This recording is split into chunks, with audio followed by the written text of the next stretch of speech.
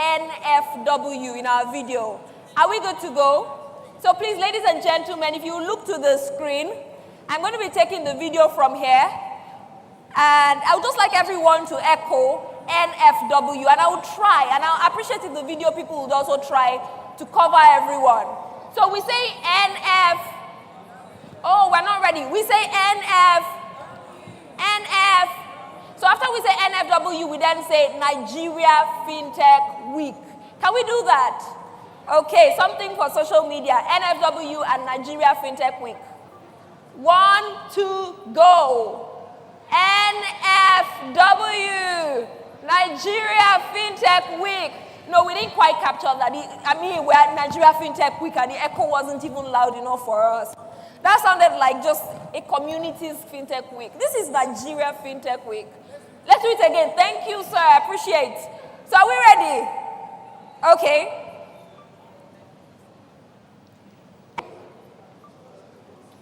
Okay, from this side, let's start. NFW, Nigeria Fintech Week. NFW, Nigeria Fintech Week. Thank you so much. I appreciate the enthusiasm. Please have your seat, ladies and gentlemen. Thank you.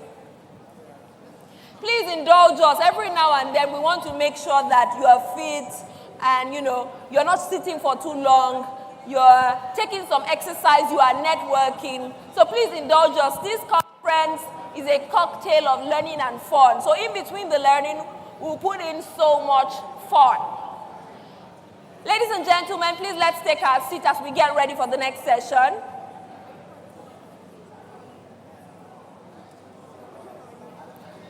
Okay, please let's take our seat. We would have ample opportunity to network as the conference continues. Thank you.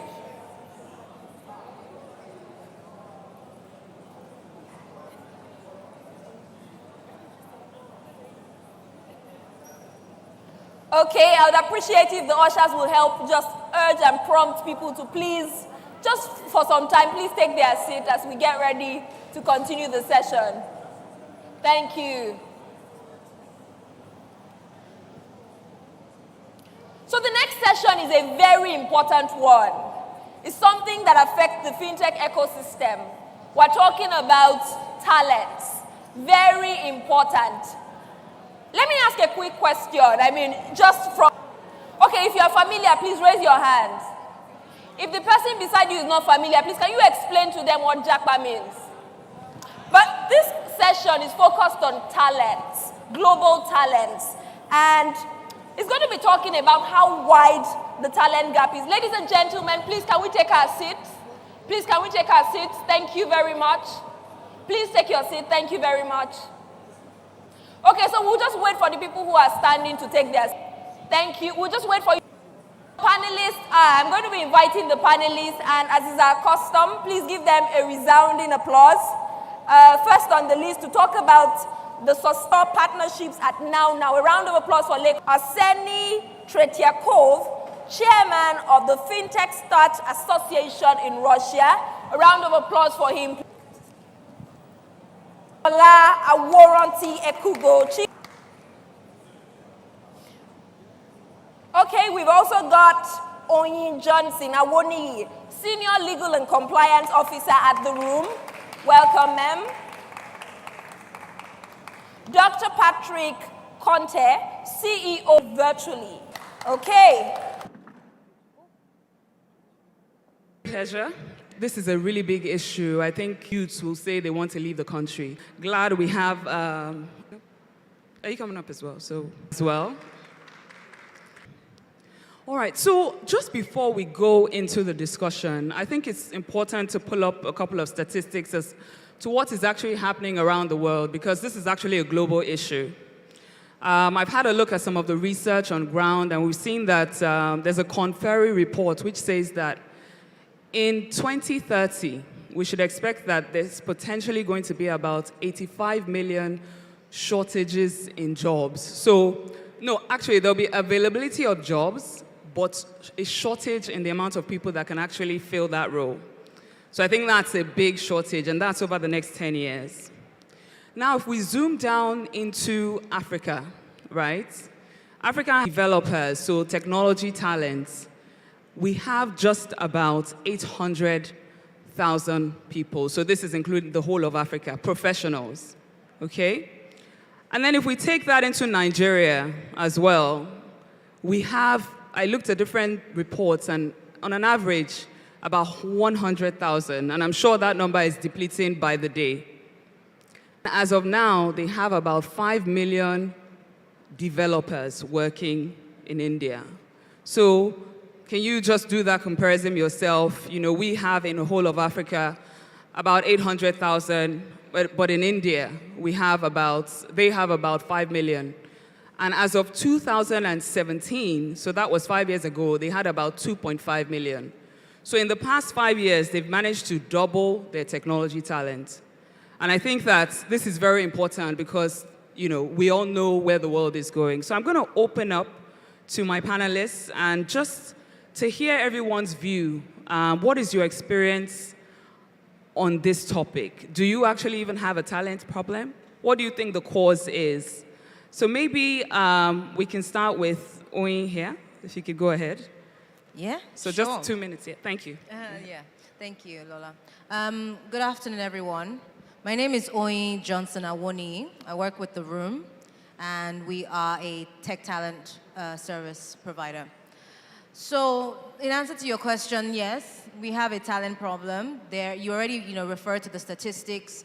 My understanding of it is actually $8.5 trillion talent deficit, and this is global. So, the Amazons and the Salesforces of this world are saying, look, the amount of talent we need to hire in the next 10 years is in the hundreds of thousands, and we don't know where they're going to come from. Yeah. Right? So there is definitely a problem all round, and I guess it behoves on us to find a way to solve that problem. That's what we're trying to do at The Room, but there are a lot of stakeholders that need to come together to solve the talent problem. Of course, we have the issue in Africa with the brain drain, and we are experiencing it quite a bit here with Jakba, as she mentioned earlier. But yeah, absolutely, there's a talent problem, and something needs to be done about it. Yeah. Okay, thank you. If we could go to Mr. Bolahon.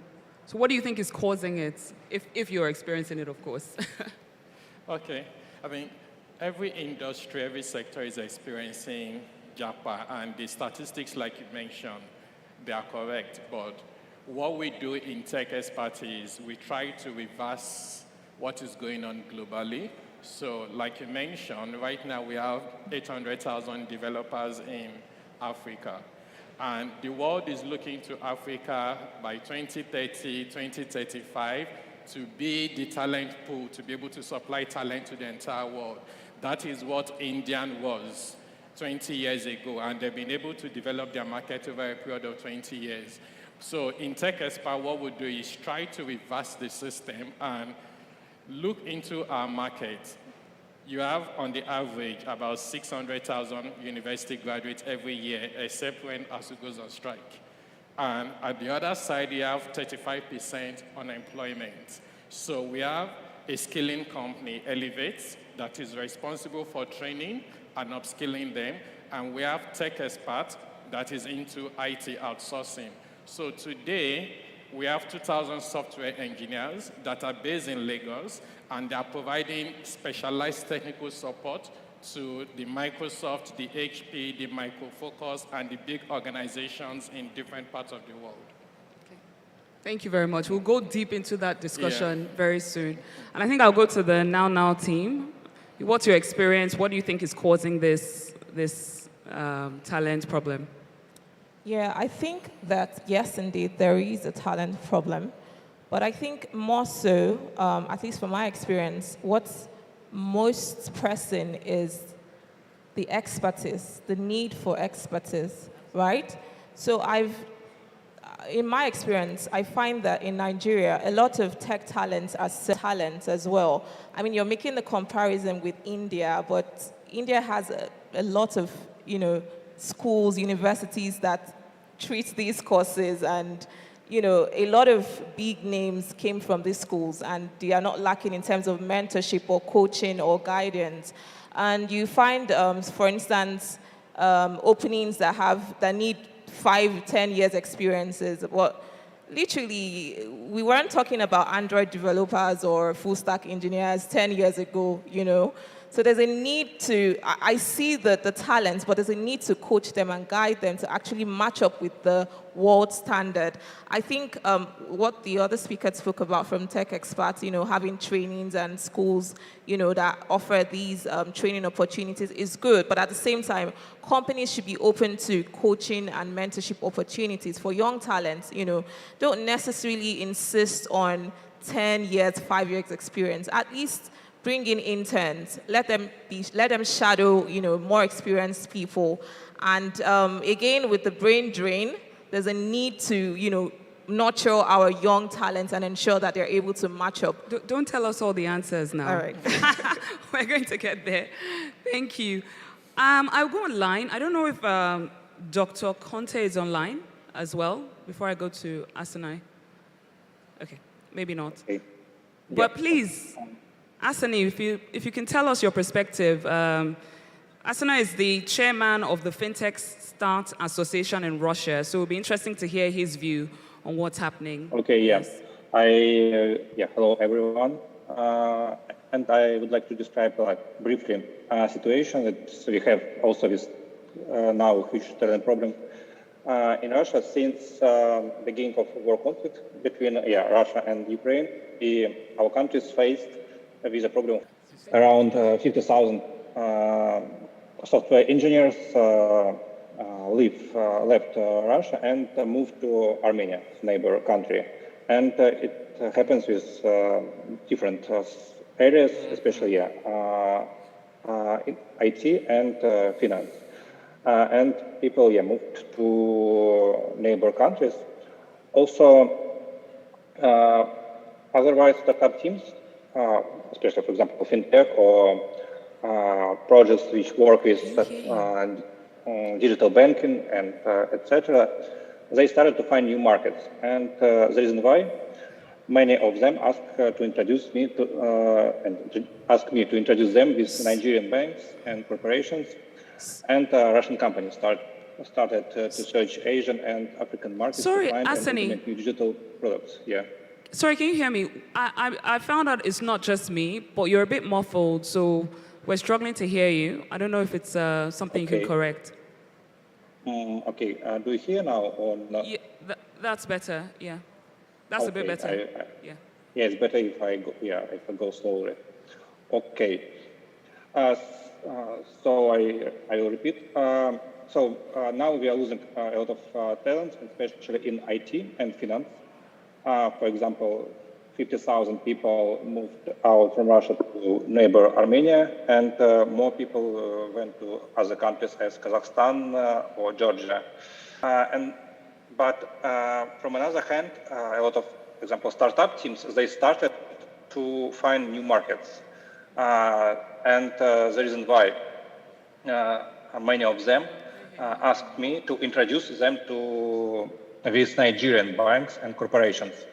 And also, Russian companies started to search Asian and African markets to find and implement new digital products and software instead of European and American. So we have, so our talents problem became very strange because people started to go to other countries about where they didn't sought to live before, and instead. So sorry, Asani. We're really, really struggling. What I'm thinking is I'll come back to the, speaking. It'll be great. All right, thank you. So I'll just move quickly on to the next question. And I think, a lot of times when we're talking about tech talent, and even in Nigeria now, there's a focus on tech. But I think it will be good to hear, and I think from probably Oyin, just because of these, do you think are affected by this?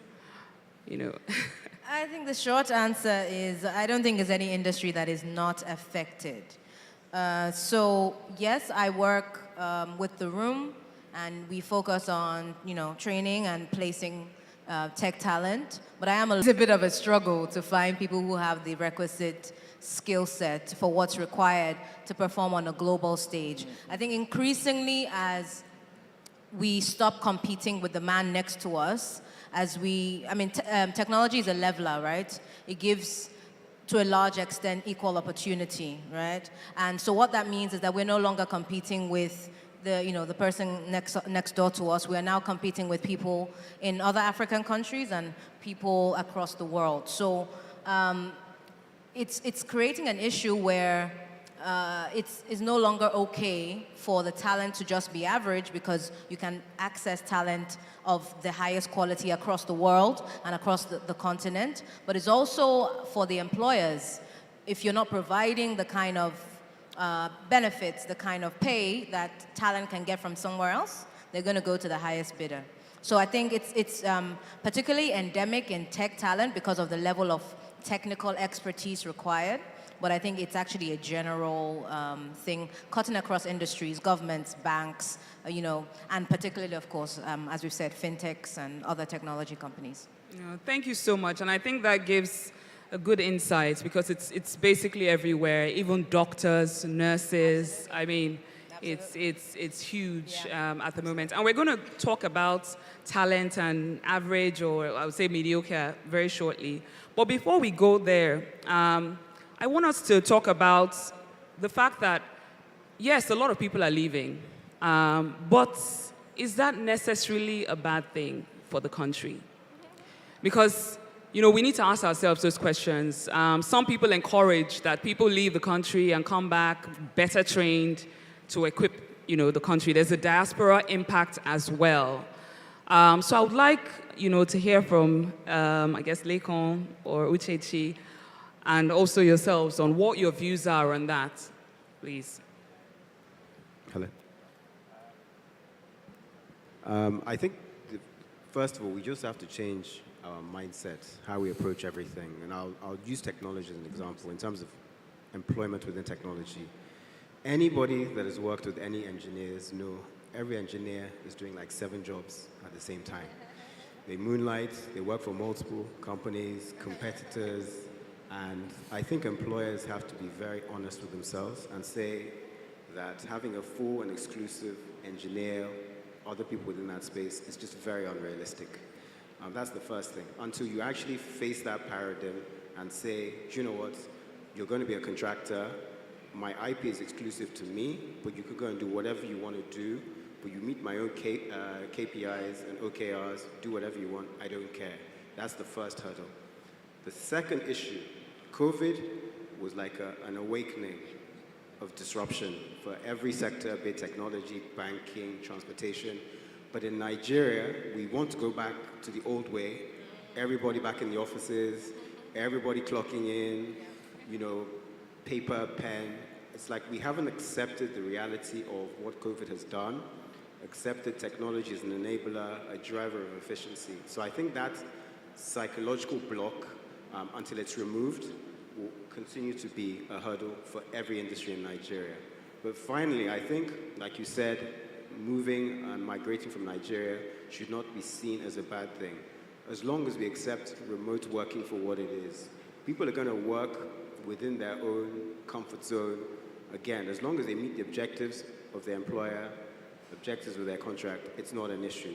So we have to be a lot more dynamic, find jobs that meet their own requirements. Again, I'm a very old man, I'm not a Gen Z, but you have Gen Zs who put their mental health, their priorities, their well-being, and their happiness above everything else. You're going to be seeing a lot more of that, and you're going to, unfortunately, see dinosaurs like me being the talent that is left for people to actually use. I don't mind doing multiple jobs, but the reality is, unless we're able to shift our mindset and how we see employment, and we see employment as an opportunity to expand rather than being a slave to the sector, to the industry, things will not change. Thank you. Thank you very much. This is for the people. Please, your views as well. Okay. I think I'm aligned with most of the things they have said. But what I would just love to add to that is research has it that At this time around, employers must be willing to invest in upskilling their employees. You must look long term and say, these are my projects, these are the XYZ I want to achieve, and you must be willing to invest. Because developers now, every 6 months, want to learn new technologies. Some of them, it goes beyond the financial aspect. They just want to do something different and do so many things at the same time. So you must be willing to engage them, train them, and also give them the exposure that is required. And one thing that I'll also talk about, I think we have also tried to increase the number of women in technology. So 4 years ago, we had 10% of our team that were women. Out of 200 people qualifying 20. But today, we have 30% of our team that are women. So I have about 450 software support engineers that are women, and they've also been able to provide stability in the operations. We have leaders within the organization that are women that are able to help stabilize the business and others. So I think really we need to invest. And about people leaving Nigeria, it will always continue to happen. But the question is, we have 30% of our people that are unemployed. These are millions, so we need to invest in upskilling them. The Indian you made reference to, I think they do more immigration than us. You find them in every country, everywhere in the world. But you see companies that are running 100,000 software developers in India, because right from secondary school, they've started upskilling them to get involved in software development. That is the gap we need to fix in Nigeria. Thank you. I'll speak to that, or let me just say it now. So for me, technology is something I'm very passionate about because my first job was as a software engineer. So I used to be a coder those days, and I wonder whether I should have, risen up or just stayed as a developer because, it seems to be what's hot on the market. But those days, I was so rare. I mean, in a room of maybe 13 other developers, I was the only woman. So it's really good to hear what you guys are doing, and I know a lot of other organizations are doing that as well. So I'll speak to that. I'll come over to Asani, please. If you could tell us your views just on this diaspora impact. Do you think, is it really a bad thing that people are leaving? I hope now you can hear me. It's a good and bad. But it's as an example how it was happened in 90s in Russia. After crash of Soviet Union, many people left Russia, but later they understood that they can get more opportunities at home because capitalism just came there, and they returned and started new businesses, IT companies, some of them because starts very scam business, but it's bad stories. We have good examples. So I guess many people who went for a study and job to, for example, to Europe, to the USA, they will return and become kind of accelerator of economic growth because they can get experience, they can see, and then after that they can realize that they gain more, opportunities, possibilities, money, and their homeland. So, yeah, I hope it's a normal process and people will return how it was happened in 90s and beginning of 2000s in Russia, because in this time, kind of growth of GPT and economics was so fast, and when time of capitalism bring new technologies, people could realize and get more gains, scores in Russia than it's abroad. So I hope it will happen, for example, in Nigeria, I guess, and other African countries. Okay. Thank you, Asani. I must say we did struggle, but I think I picked up something around that there is a good part as well.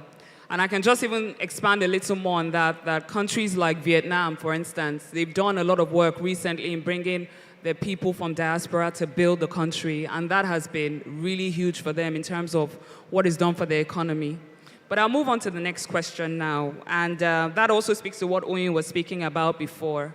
So there's a bit of a fear from people who are left that we may be left with mediocre talent. So given that, I mean, a lot of people are leaving the country, working remotely, there's a possibility that we may be left with mediocre talent. There's a statistics from McKinsey that says that good talent is 8 times more productive than average talent, right? And then there's also the thought that, okay, whose responsibility is say, what's the point?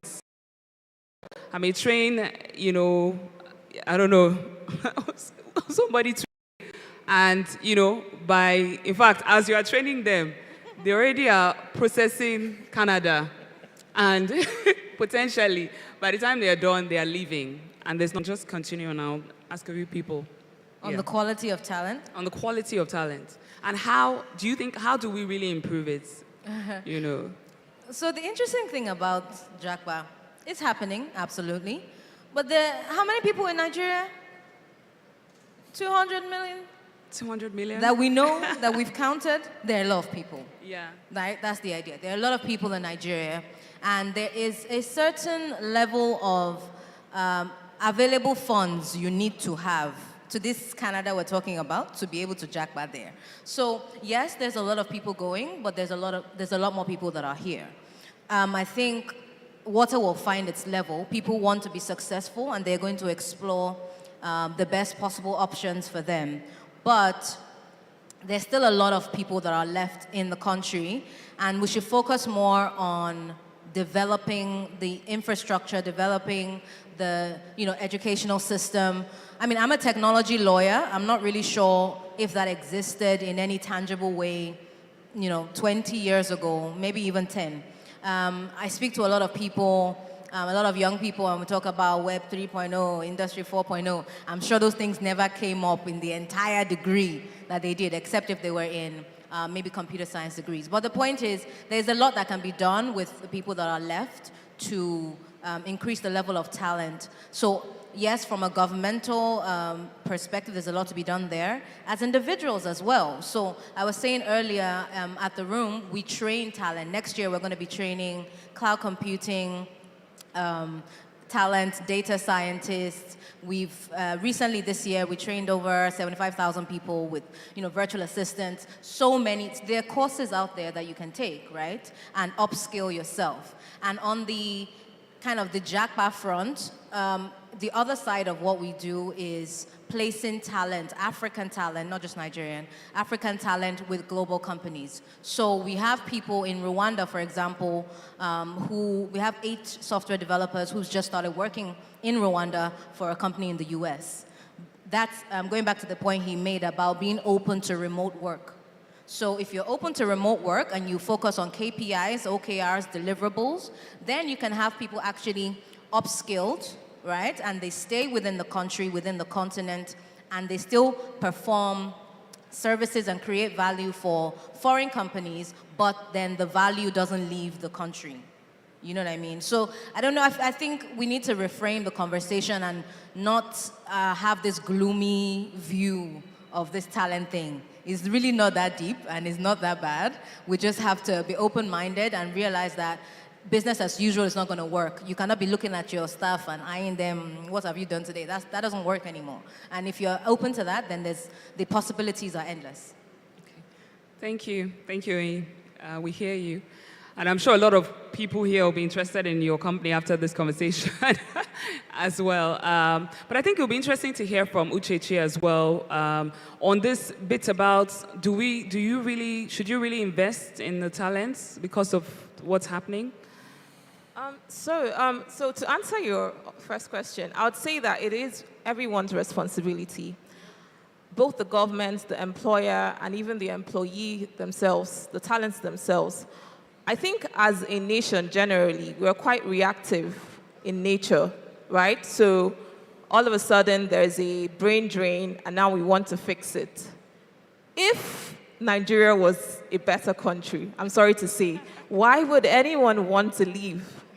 If the employee packages, compensations, benefits were great, why would anyone want to leave to be a second-class citizen elsewhere, you know? So I think that improving employee benefits and packages, making it mouth-watering, making it attractive to a competitor like Google or Amazon, just like Onyi said, where your competition is no longer the next door neighbor or the next startup that's happening. You're on a world stage now. That's the pros and cons of technology. You're now on a world stage. You're competing against a package from Amazon or a Google or a Meta, you know? So it is everyone's responsibility. If we had better, I mean, transportation or roads and all of that, no, who would want to leave? At the same time, you're thinking, I'm going to train these people and they're going to leave. But if your package is better, it's more watery, it's more, you know, accommodating. Everyone wants to take care of themselves. Everyone has family. Everyone has bills to pay. And unfortunately, it gets to the highest bidder for some people you meet and they're really passionate about their craft in Nigeria and they want to stay great. But again, if you meet people like that, reward them, you know, make them hungry to stay, make them desirous of staying. Don't, you know, find the talent and then you want to drain every single thing and then they are having to compete with other great companies. It really doesn't balance up. And to another point, I think that, again, it's also a long run, you know, input. You're not going to see the outcome now because as we also have the role of, you know, putting back to the community as employers. You know, you're not necessarily training the next talent to retain them. How about you train for better, you know, a better country or a more competitive pool of talent to have? And again, if Nigerians are going, you as well, you can also employ people from India as well. I mean, we're talking about remote work. You can employ talent from Angola, from Kenya. You know, you don't necessarily have to employ everyone from Nigeria. You can also move around. And again, with the different sort of mindsets, the different backgrounds, you're also bringing in flavors on the world stage. No, thank you so much. And I think something important that two of you have said is really about the mindsets, how there needs to be, and I think Lekon touched on it as well, a mindset shift for employers today. You know, it's not going to be business as usual, right? Just as you said, you may be training, a person may leave your company, but really think about the country. At least it's a better place. You don't know if they will come back tomorrow or what impact they would have. So I think that's really, really important, that a mindset shift is required. You know, you can't be, you know, tracking people the way you were tracking them. I mean, it should really be about your work being done, you know, and delivering. I think that should be, you know, a key focus. So I'm going to move to the next question. And I think this is really the meat of the matter. You know, how do we really bridge this talent problem? How do we bridge this gap? And I would ask, you know, Bolahon to speak to that first, and then Lekon and Asani as well, please. Wow, okay. How do we do it? Okay, like when you mentioned earlier on, we are a country of over 200 million people. The talent is there. As an employer, you must be willing to invest in continuous education for your employee. And as a nation too, both private and government, we must be willing to invest in our people, to train them and know that tech talent is the new oil. And we did a pilot with Microsoft early this year where we took 125 people from non-tech background. We ran them through a 3-month intensive program on software development. And by the last week of their program, 85% of them got jobs. Now, we are looking to do a similar thing to train over 1 million people over the next 5 years in software engineering. That is the future. And what organizations also need to understand, and what he mentioned is, you can no longer own this person as an employee to do 8 to 5, clock in, clock out, invest in the person, and expect 5-year long service award or 10-year long service award. Gone are those days. What we should begin to look at is, right now, we are beginning to do tech talent as a service, which is outsourcing. So you have organizations who have projects, or you want to keep software developers, You can focus on your 30% top talent in-house while we outsource the 70% for you, because I can invest in them, and I know in 9 months, he's tired of working with you, he wants to do something different, we can reassign them to a different project, either within the company or outside the country. So organizations in Nigeria have to start looking at IT outsourcing, not owning the employee. You begin to look at talent as a service. So the good thing is we begin to see lots of Nigerian companies reach out, and we started offering talent as a service locally, because this takes iteration away from you. What is key for you as an organization is business continuity. So at every time T, you have the exact number of talent you need to work on your project, and you don't have to make much investment on scaling, which we will do for you. So I think that is the new number of work, because the average tech guys want to work on 5 projects together. He wants to work 16 hours. He's not willing to clock 8 to 5 with you. He wants to work from home. He wants to support someone in Nigeria and work with another guy in the UK. So that is the future of work, and I think that will fix the talent gap. Thank you. Just before I move on to Aseni Online, what I was going to say is those days, and I would say during my father's days, my father is over 70 years, and those days when you finish school, you almost, once you get a job, that is your job. You're most likely going to retire there. You know, my father worked for Shell, and he retired there. Now, honestly, just as you said, you can barely get, someone to stay with. If you get someone to stay with for 2 years, I mean, you've done well. Okay. Yeah, tech talents, as I say, as a gems now, and everyone looks for great, especially for fintech guys and girls all around the world. In this case, I guess the local talent program is a great idea, because the founders and its teams would be proud that their search can become a reality in a country they will live in. And no need to move on, and no need to check for the products a new market. They can build the products that exactly missing on the local market. And also, I would like to say about university. It's important to grow new talents through project education.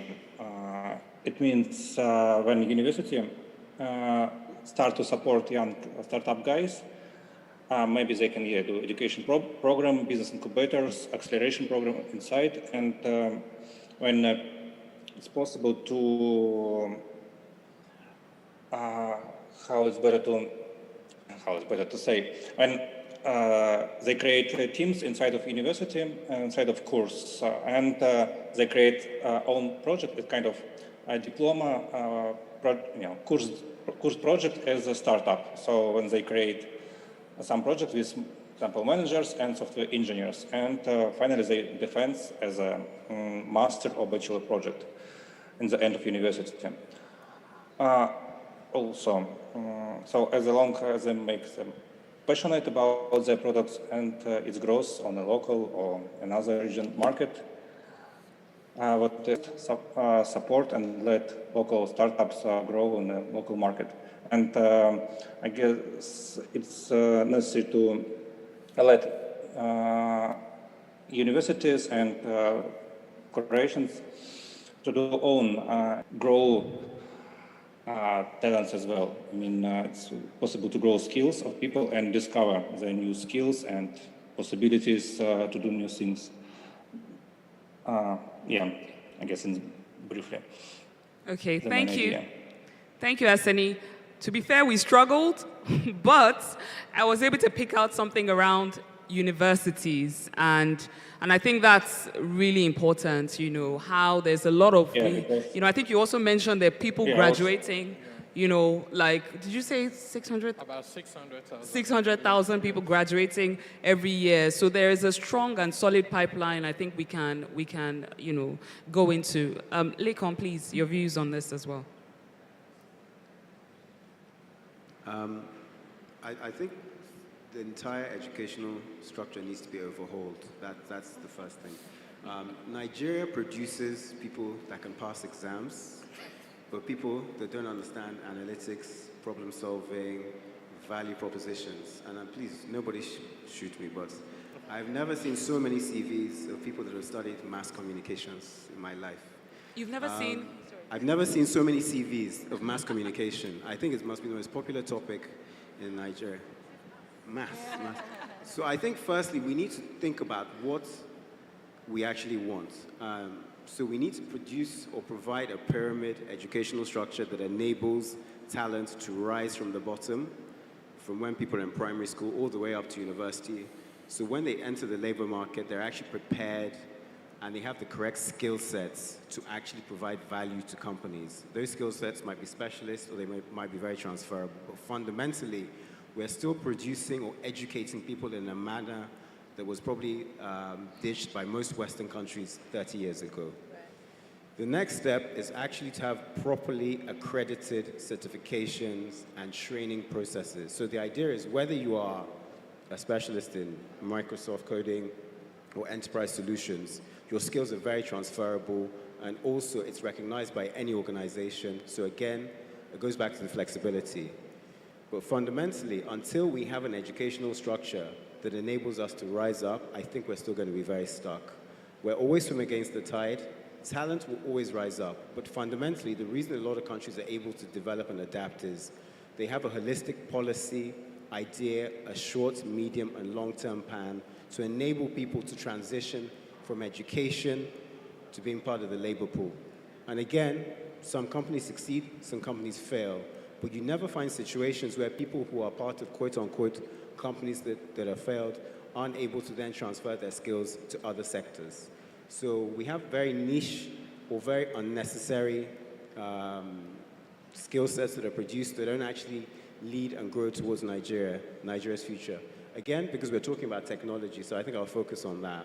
Like we said, the talent pool of engineers is very, very small. But that's only an element of the entire technology ecosystem. We talk about partnerships, we talk about understanding and articulation, the commercial element of technology, disruption, how a fintech is going to affect the entire banking sector. You know, again, fintechs ourselves, we need to decide, do we want to be fintechs or do we want to be glorified banks in a different name? So it's about identifying exactly what we want as a sector and how does that affect other sectors. Are we going to bring in people that come from the banking sector naturally, or are we going to say to ourselves, we're going to come together and develop a framework and architecture to actually produce, educate, and train talent that seamlessly fits into what we want? I don't think the fact that people are migrating away from Nigeria is actually an issue. Like I said, we're always swimming against the tide in Nigeria. Universities are on strike, but still you have incredibly talented people that rise to the top. So clearly the pool is there, and people will always remain in Nigeria. Some people will never leave Nigeria because Nigeria is home. So to me, that is not a problem. The issue is how people are educated and the skill sets that it's embedded in them from a very young age all the way up to university. That fundamentally has to change. No, thank you very much. And I think something key you've mentioned is that we need to start really early. You know, right now we're trying to solve from university, but others are already solving from primary school. You know, I know Kenya recently introduced coding as part of their, curriculum for schools. You know, what are we doing as well in Nigeria? You know, and how can we? There are a lot of skills, problem solving. You know, these are critical for any, any job. So I totally agree with you. So I want us to wrap up very shortly, but I would like to hear from Oyin just your views on what roles, and just like 1 minute, do you think, the government have to play, the private sector, what role do you think they should play in this? Because we've all agreed it's everybody's, it's everybody's problem. Yeah, I don't think there's anyone who doesn't have a role to play in improving the final good place we want Nigeria to get to, and our talent specifically. So we can start with government. So Okay, yes. He alluded to it earlier. The educational system just isn't churning out the type of talent that is required, either by tech companies or not. So yes, there's tech talent, but there's project managers, there's agile masters, there are salespeople who are still needed within the tech ecosystem. But a lot of people who've been churned out of universities are not appropriately educated to take up those roles. And we're uniquely placed because Nigeria's average age is 18, if I'm not mistaken. So we can take over the workforce in Nigeria and in Africa within the next 10 years. So the first thing is putting those educational structures in place, revamping the educational system to make sure that the talent being churned out can actually do the work required. From a private sector view, I think you referred to it earlier, Chichi, which is that you are the one that is going to employ these people.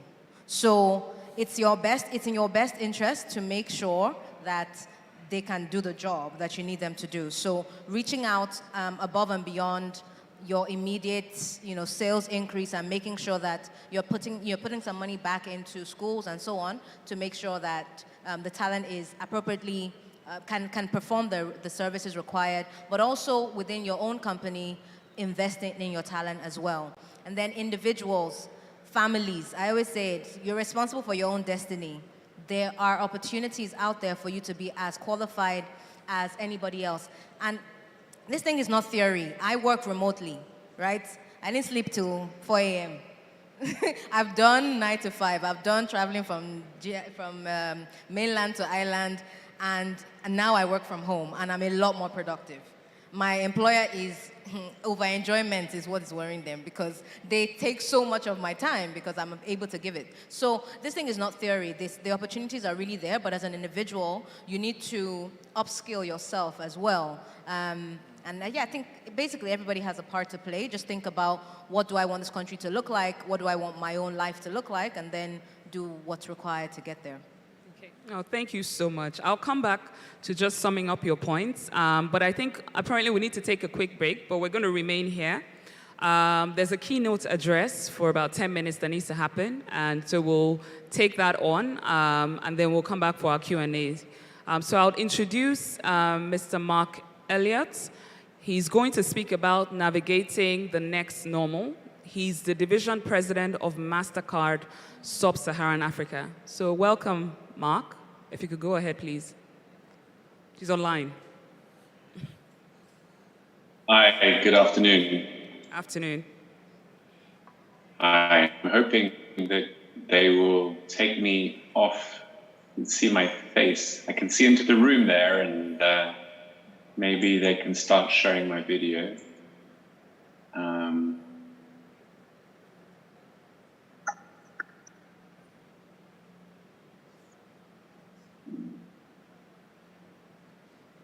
Right, maybe in the meantime, I should just get going. Is that the best thing to do? And hopefully...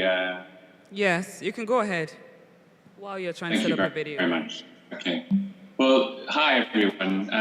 My name is Mark, and I'm the division president for MasterCard Sub-Saharan Africa.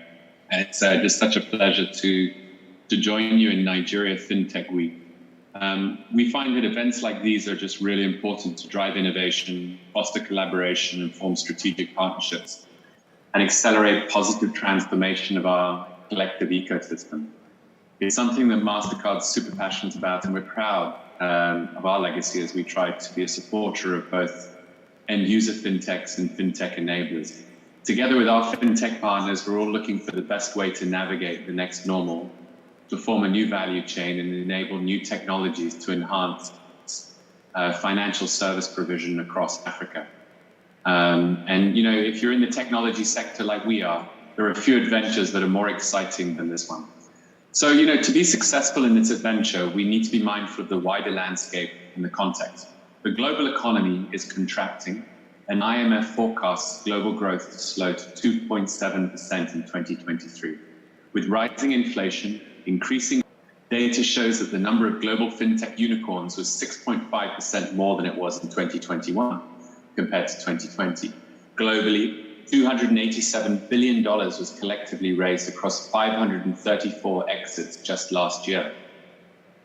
And, among these trends, we're expecting to see ground being gained, i.e. in an increased focus on cybersecurity automation to improve operating efficiencies, B2B solutions, like becoming more attractive to fintech investors, especially in light of rising inflation, and a growing market in which businesses want to seamless enablement to expand new value propositions, and more data-driven solutions, finding unique ways to assess and utilize data in order for which is so important in the quest to differentiate offerings for both consumers and corporates. In addition, many fintech solutions are actively bringing more people into the digital economy, proving scalable financial services using the internet, blockchain, and algorithms. Fintech companies have widened the reach of financial services like loans, insurance, payments, investments, and wealth management. Africa is at the forefront of payments innovation, and Nigeria has a strong financial, tech, and domestic payments ecosystem. As a result, record funding is flowing into fintech startups across SSA. So far in 2022, fintech space in Nigeria has already attracted over $500 million US. Last year, 2 new unicorns emerged from Nigeria. Lagos has 20 million residents that are well positioned to benefit from most of the country's fintech solutions. But in a country of about 200 million, that leaves 90% of the population outside of the capital, eager for convenient digital products that can simplify and enhance life.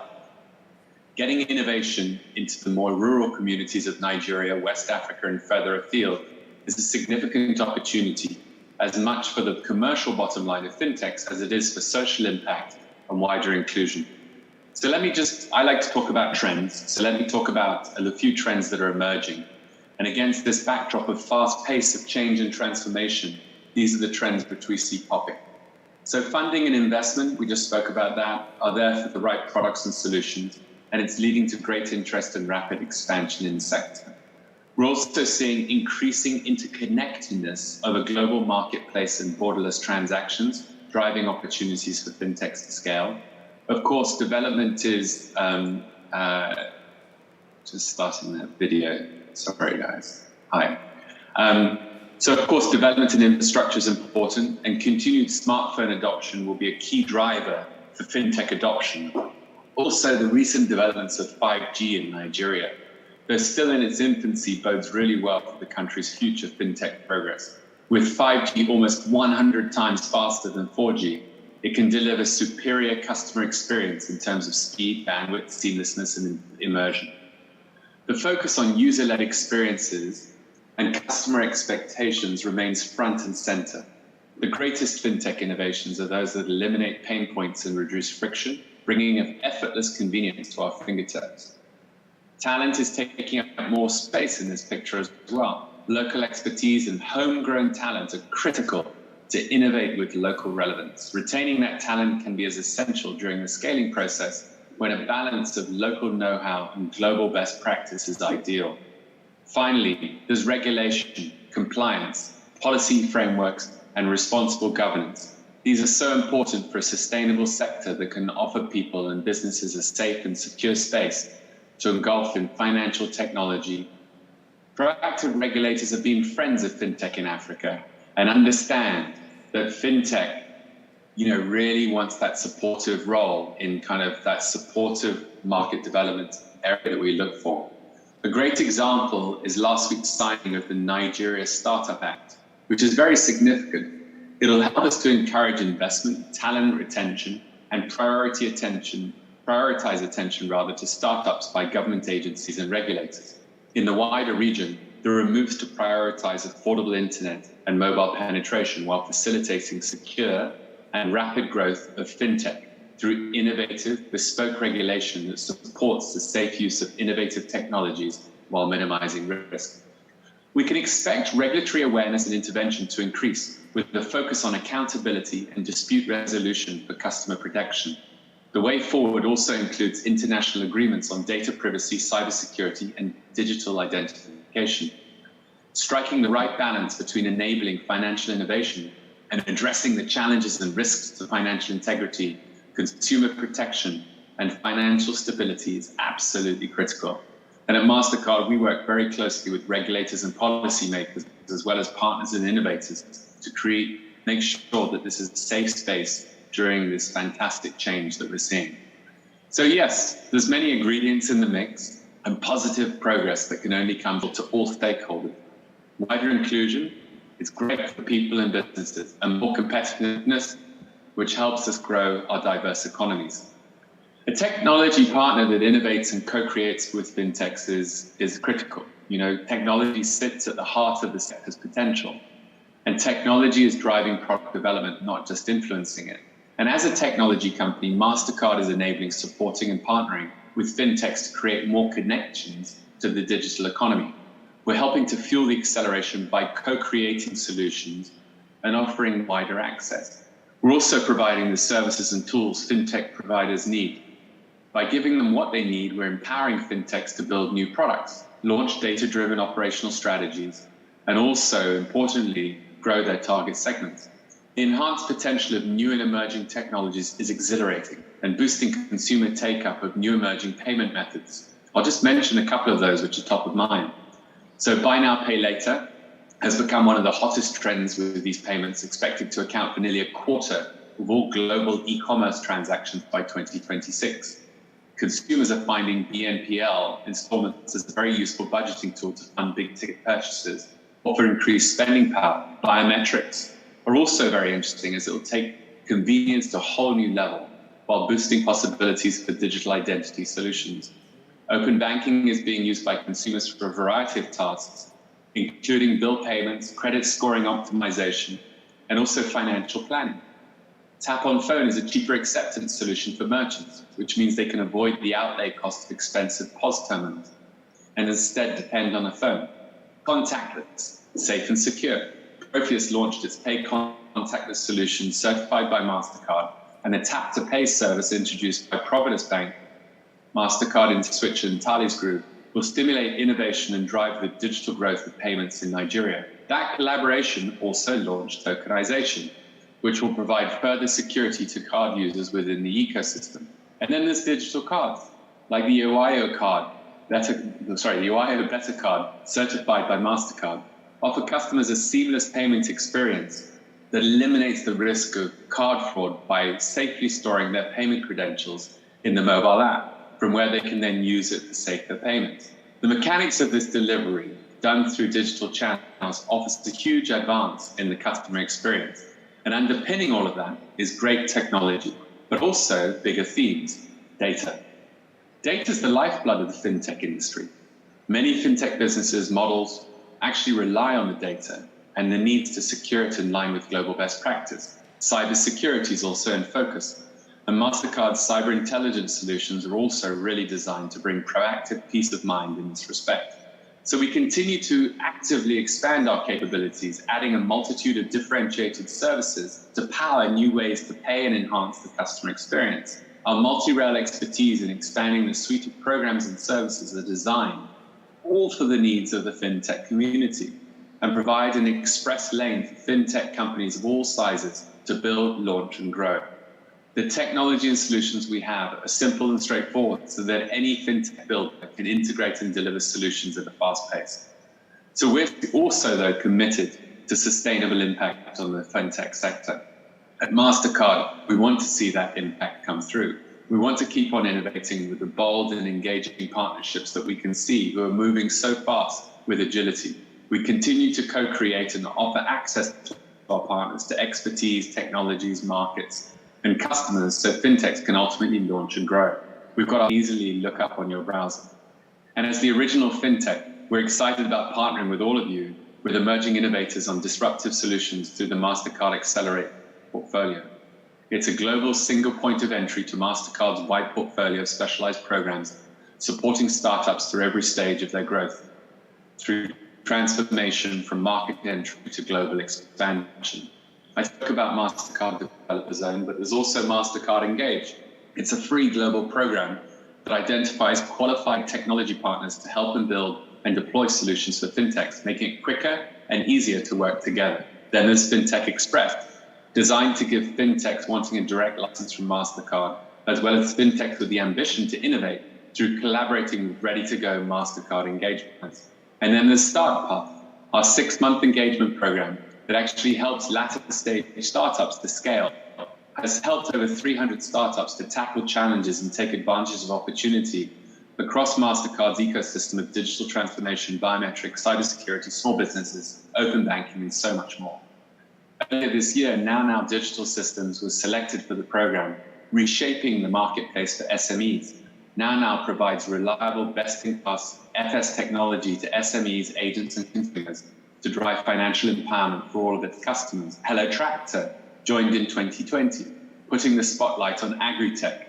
It connects tractor owners to farmers through an Internet of Things-enabled digital solution that bridges the gap between manual and mechanized farming. This gives smallholder farmers easier access to affordable tractor services so they can plant on time and increase yields. So inclusion is also really important, and as a result of our FinTech partnership and collaboration, whether it's agri-tech, helping SMEs, or P2P payments, FinTech is building inclusion in Africa from the ground up. They're critical partners in our mission to connect 1 billion people to the digital economy by 2025. And at MasterCard, we're curating a global network of innovators to support a more inclusive, sustainable digital economy. We all thrive when FinTech companies thrive and have access to the technology they need to thrive, scale, and to democratize finances. That's why we work with fintechs in 172 countries to power innovation and deliver seamless experiences that enable a more financially inclusive future for all. So in conclusion, there's a partner opportunity for all of us to collaborate and realize the potential of fintechs. The next normal is now, and the technologies to build the future are quite frankly here. Reaching that last mile remains as important as ever, particularly in Africa. Beyond supporting and encouraging the next generation of innovators, we must enable them. I strongly believe that through partnership, we can close this digital divide, co-create solutions and innovate for real impact. It's only through this collaboration that we can deliver scalable, secure, interoperable, and convenient payment ecosystems that will bring us closer to a cashless world. Together, we can navigate the next normal with confidence. We can create more connections to the digital economy and drive sustainable, inclusive growth in Africa to build a bright future for all. Thank you very much. Thank you so much, Mark. Fantastic keynotes. I think we should give him another round of applause if he's still there. Thank you very much. So, if the organizers can confirm, I think we can continue on with the questions from the panel. So we can bring Asani back online. Yeah, I'm here. Okay, fantastic. Welcome back. So welcome back, everyone. I think that was a fantastic keynote on navigating the next normal. But we'll just bring you back into the panel so we can wrap up. I'll give a quick prediction over the next 10 years of where you see this talent thing going. So just a quick summary, just to remind you of where we left off. We agreed that some key things need to happen, a change of mindset. It's critical for employees today to be able to retain talent. We also agreed that you need to invest in talent, invest in people. That's going to be critical. We agreed that talent as a service is a new way to do business, so we should definitely consider that as a key, opportunity for us as employers as well. We also agreed that education needs to be looked at. We need to start early in terms of transforming our educational system to be able to really create that pipeline. And last thing we agreed, or one of the last things, was that it's everybody's responsibility. So I'm going to open up to the floor. Hope I've managed to bring you back. Do you have any questions for, these key, speakers here today? Oh, we already have hands up. Okay. I think his came up first. So I see 3 hands, so we'll take those questions.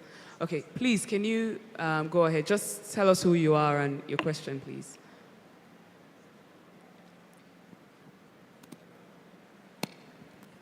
Good day, everyone. My name is Kachi from Intel Fort, Nigeria.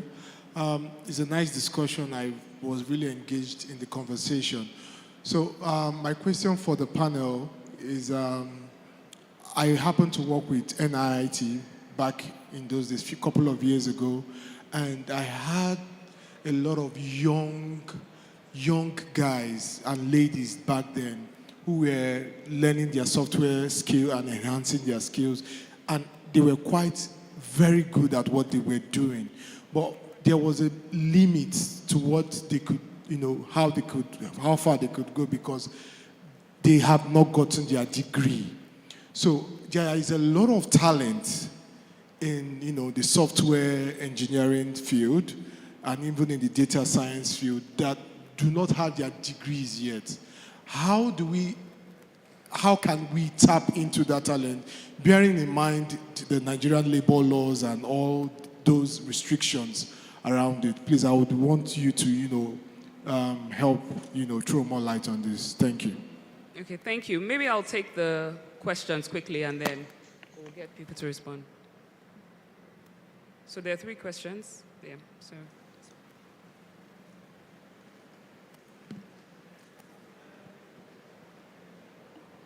Hello, my name is Salim. The discussion regarding, because I feel the whole panelists were focused on universities. A lot of discussion was around that. And this is a superposition I'm making on myself based on my understanding. And the question is, first, a confirmation if that is correct, and then the answer to the question. So just a background work. I feel personally that there's a disconnect between the industry and the university. The first point of contact, especially in Nigeria, with graduates is when they have written down their CVs and looking for a job. And the traditional mindset that is coming in is get a good degree, first class, second class, and you get a job. So that mindset is found in universities all through. So they just boil down to the handouts and cram and pass, and then they come to the market, and then the market is not looking for your first class or for your second class. It's looking for your skills. So personally, I feel that the disconnect, I don't know. I need a confirmation if that is there. And if that disconnect is there, how do we bridge it? Because I feel if you can bridge that disconnect between the industry and the universities, there'll be a lot of a skill set already coming in prepared. Software engineering, for example, most people are self-trained. The university is just a guideline. It allows you to self-train. So I believe if the industry can go in there, it will change the mindset of the kids coming out of university. So I don't know if the question is clear. Yes, it is. It is. Thank you. We'll take the 3rd question there. And then. All right. Good afternoon. Sorry, can you step back a bit? My name is Oluchukwu Osai. I work with Woodcore. I want to ask a question and make a statement at the same time. And that is around, I want to make a case for funding for EdTech as a way of driving training, tech training in the sector. So the panelists have been speaking majorly on companies upskilling their staff. But I think and I believe, and I'm also asking it as a question, that fintech institutions, especially those that offer some sort of financial facility, loans and the sort, can design some sort of loan for trainings that Nigerians can take, to access some high-level trainings they will need to get important jobs and then pay back. And that way, we'll have more people having the opportunity to get trained without necessarily placing all of the burden of training on the companies or waiting until the government is able to fix our university system to teach people what they need to know to function profitably in the economy. So that's my question. Is it possible for the fintech sector to create facilities that people can access to get trained and be productive members of the society? Thank you. Thank you very much. Okay, there's one more question. We'll just quickly take that and, go ahead. Okay, thank you.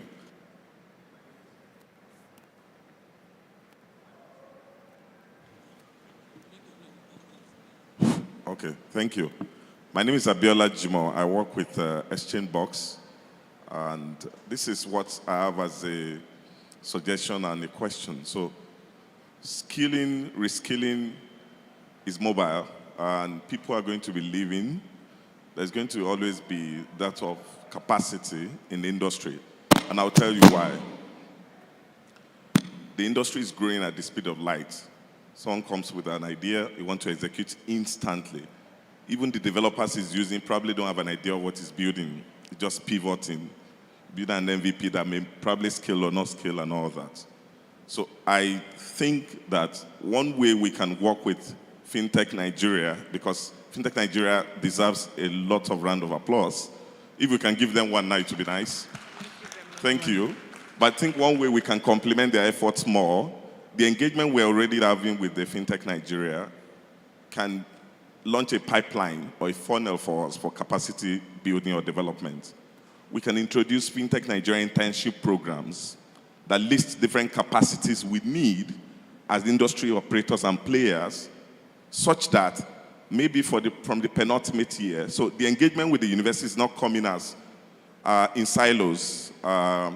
Corapay goes, Exchange Box goes, I go to the university, and it's very distorted. It's not coordinated.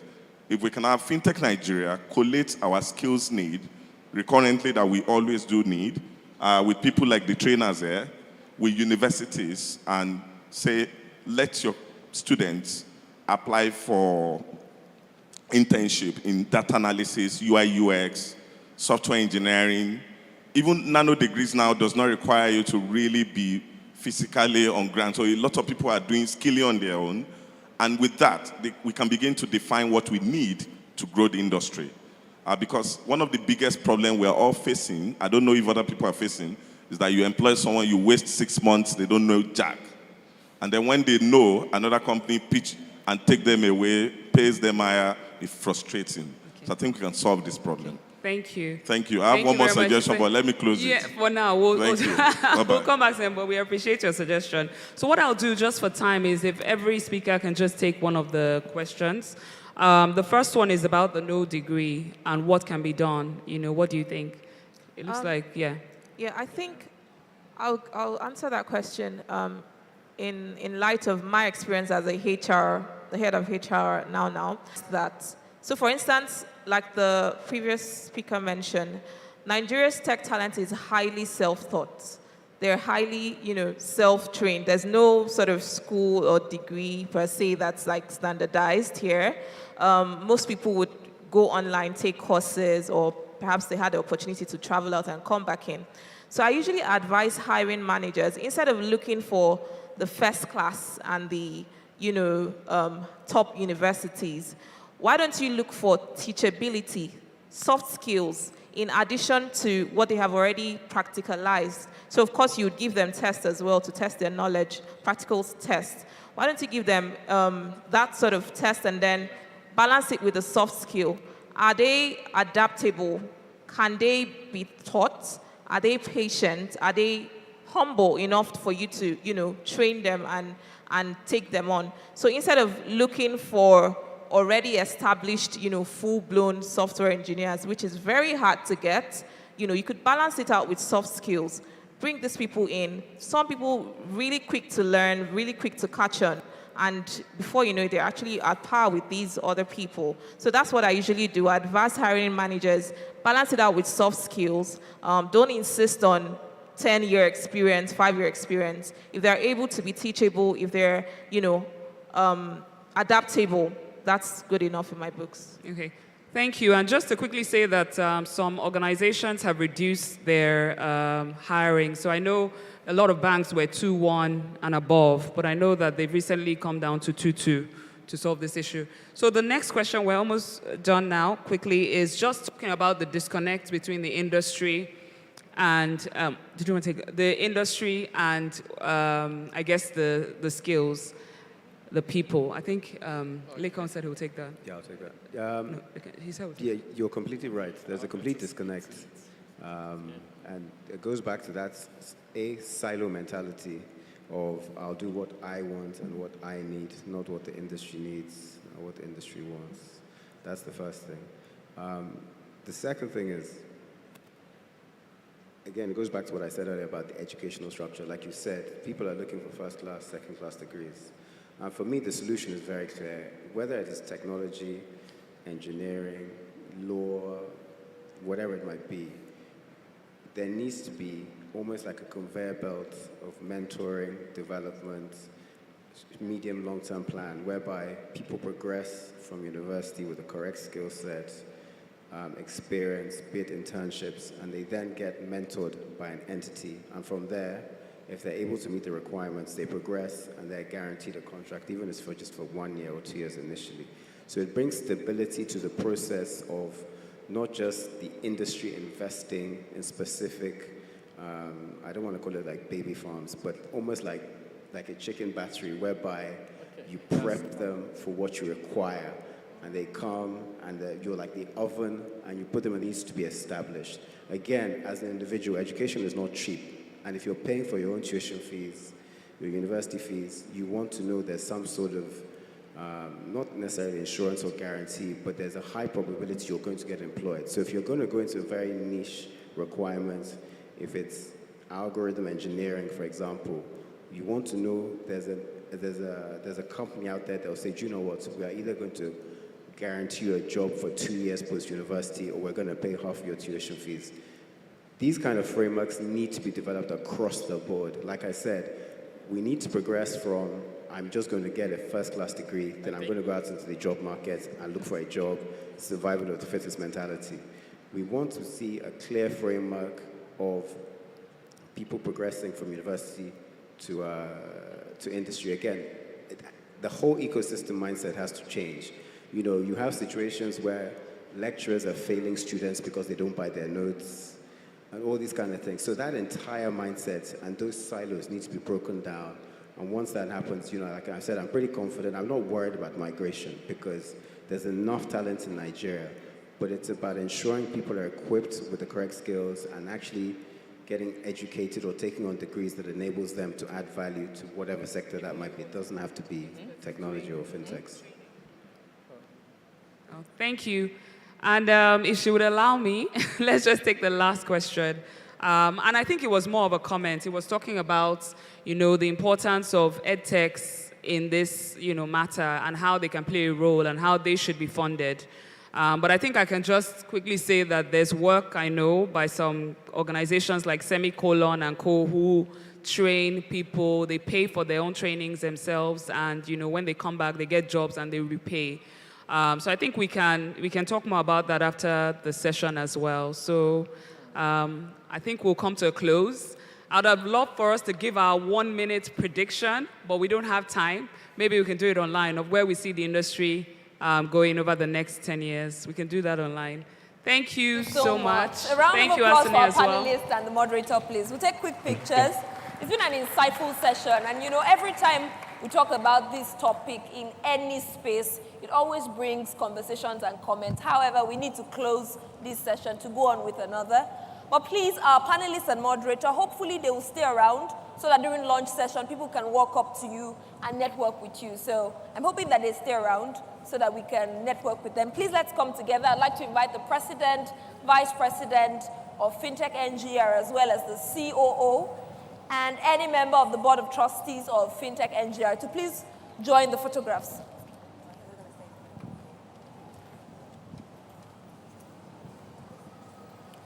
Okay, you can leave space for them.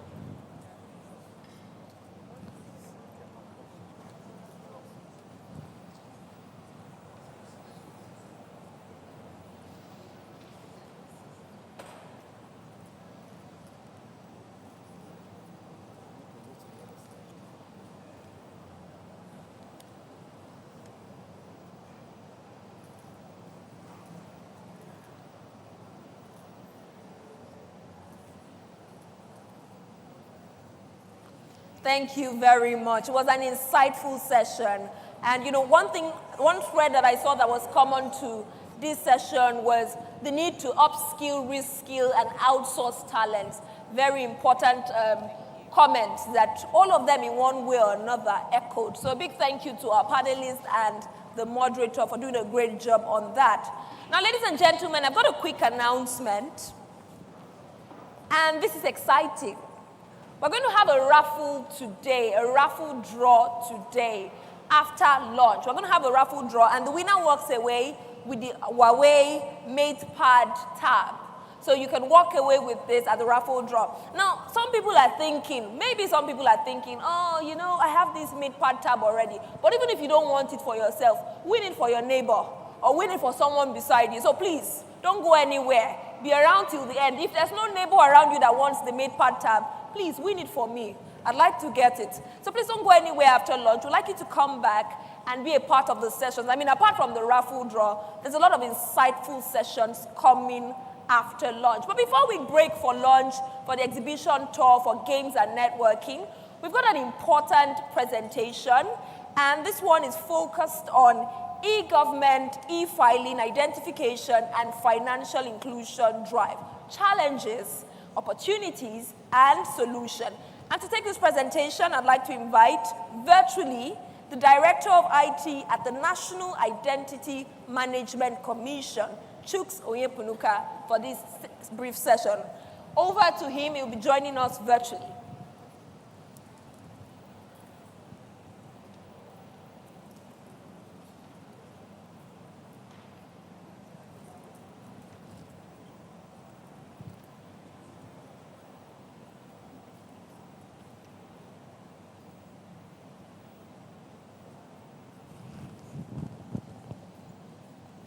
Hello? Hello? Good afternoon. We can hear you clearly. Please go ahead. Yeah, good afternoon, all. This is Chuksonia Punoka, Director, IT Identity Database. I'm here representing my DG, who obviously would have been the one that would have done the presentation.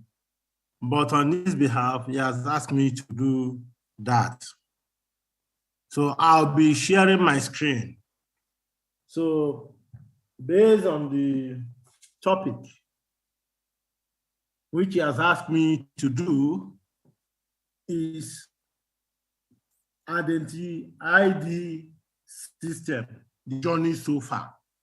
So I'm going to take you through our ID project, the journey so far, right from when the Act establishing was enacted.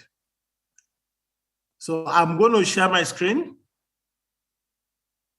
so that, let's see.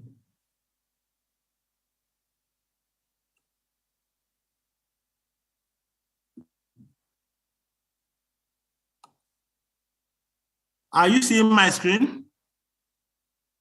Hello? Yes, we can see your screen, please. Hello? Yes, we can see your screen, sir. Please Okay, go fine. ahead. Okay, fine. So hold on.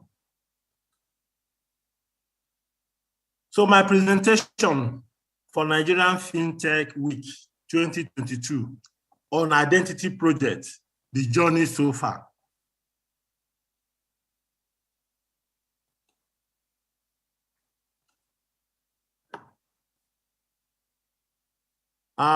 That's my presentation outline.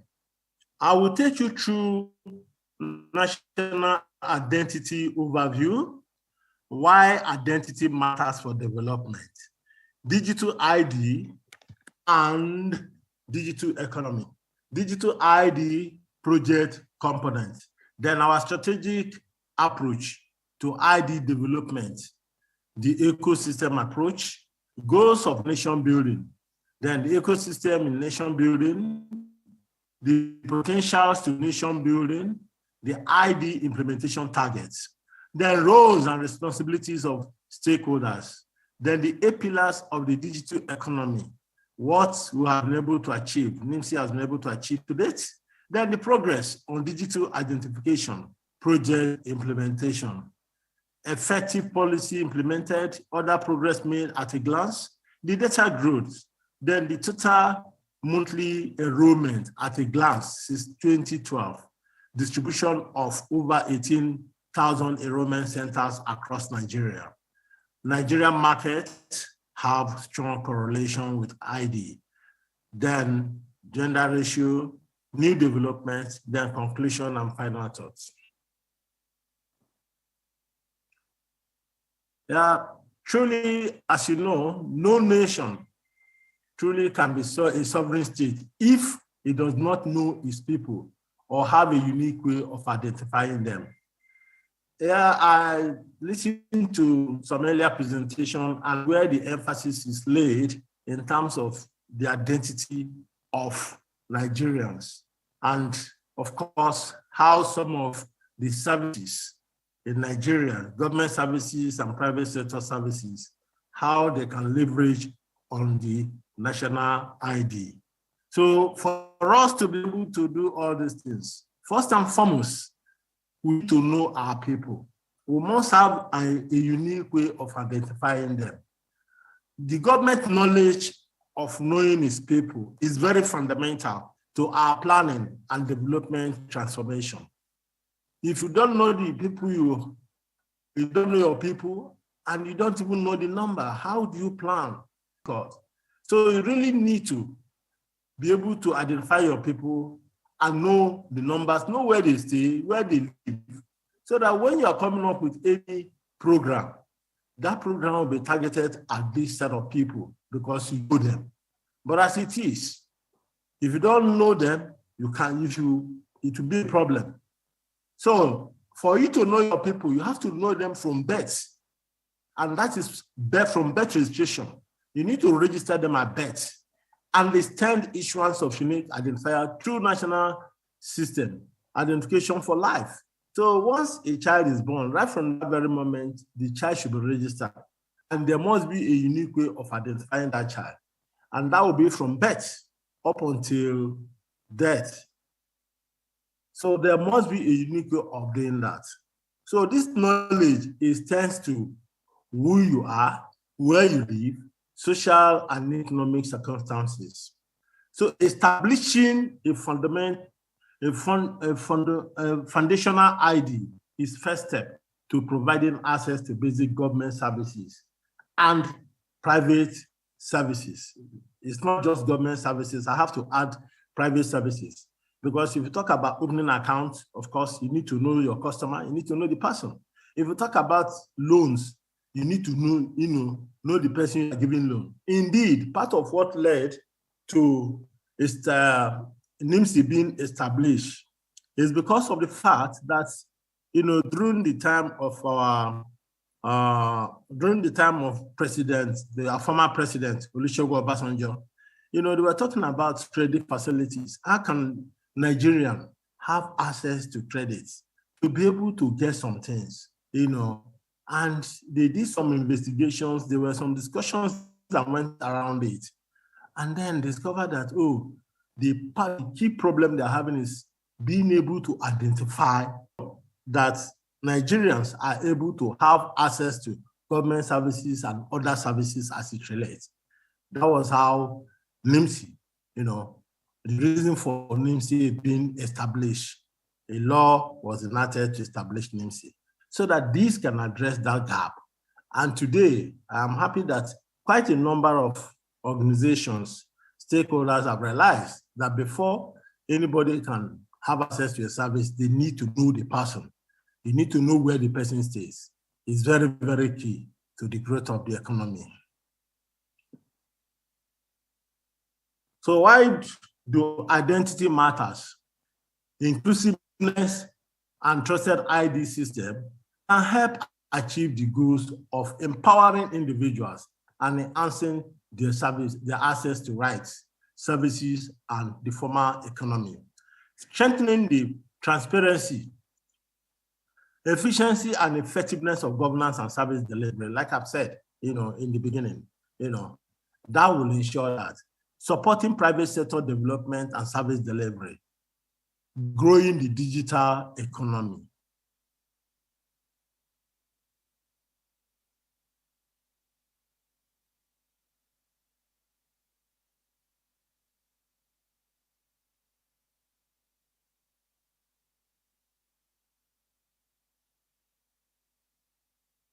Recording in progress.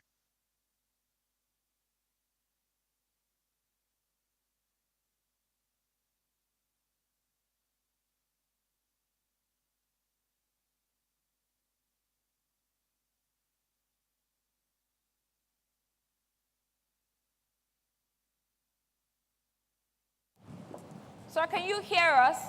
We can no longer hear you any longer. We lost the video. If you can hear us, please would like to hear I hope you can hear me. Yes, we can hear you now. Thank you. Hello?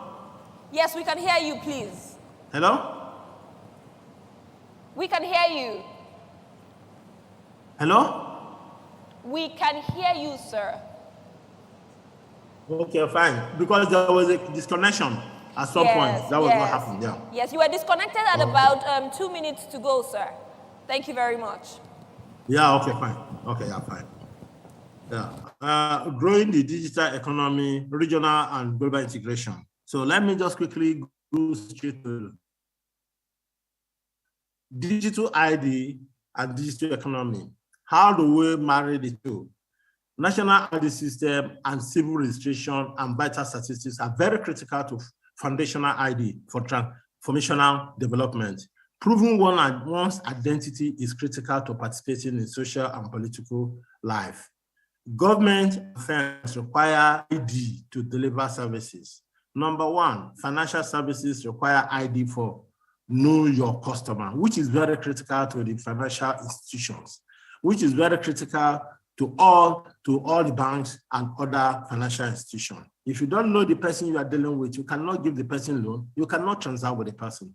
So ID is very key to delivering services to our customers. Social safety nets rely on unique ID to offer cash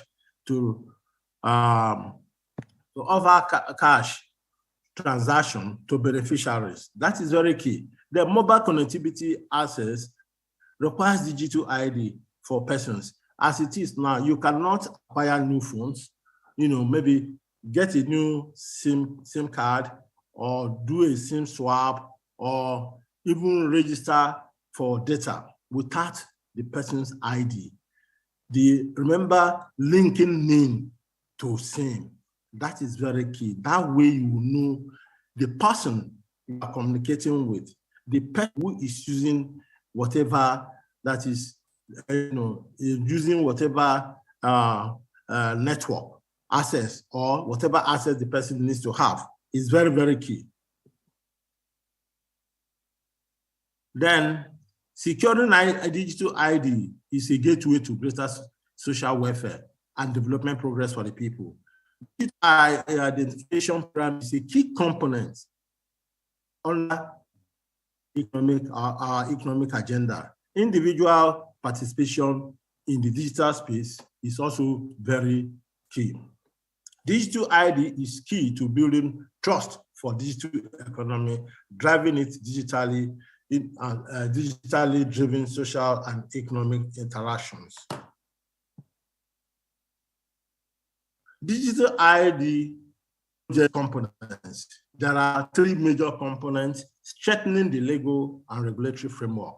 The second one is building a robust foundational system that's scaling up enrollment in ID.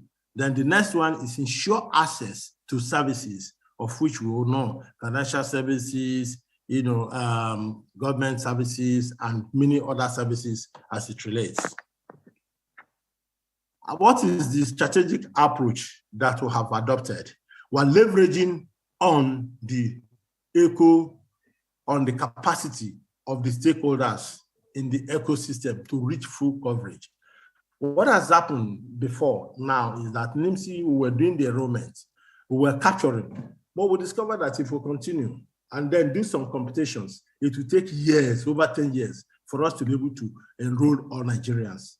So what happened is, okay, there are MDAs, there are private sectors who have this capability to be able to capture, enroll Nigerians, and will be able to cover this within 3 to 5 years. So that was what led to the ecosystem. So if you look at what we have, you will see NIMSI. What we're meant to do is to be a regulator, just store the information, the national identification number records, to store it. And then the next one is to make sure that we set standards for data and also certifies the field operators, regulate ID ecosystem. That is what NIMSI is meant to do. But in terms of enrollment, we're leveraging on the capacity of all the other stakeholders, like the MPOPs, like state agencies, local government, private sectors, will have civil society. The private sectors will have about 214 private sectors who are licensed to actually participate in the enrollment of our citizens. Thank so that is currently happening. We started that in about, okay. I'll soon finish, yeah. I'll soon finish. We started that about a year ago. And as I talked to you, we have enrolled over 90 million Nigerians. Then, what we have also done in the course of this ecosystem approach is to reduce the number of fields that we capture. Before now, we used to capture about 80-something fields. But as it is, we are capturing a minimum, 10 data fields key. However, it could be, there could be cases where, based on special requirements, we can add fewer fields. But as it is, it's 10 fields we're focusing on. That will help us to wrap up the enrollment. Thank you. The of nation building. Please just give me a minute. I'm almost done. All right, sir. 1 minute, sir, to quickly wrap up. Okay, fine. So I will go through the details of this. So let me just go straight to, the potential of ID system. What happens? What does it do? We have financial inclusions there. We also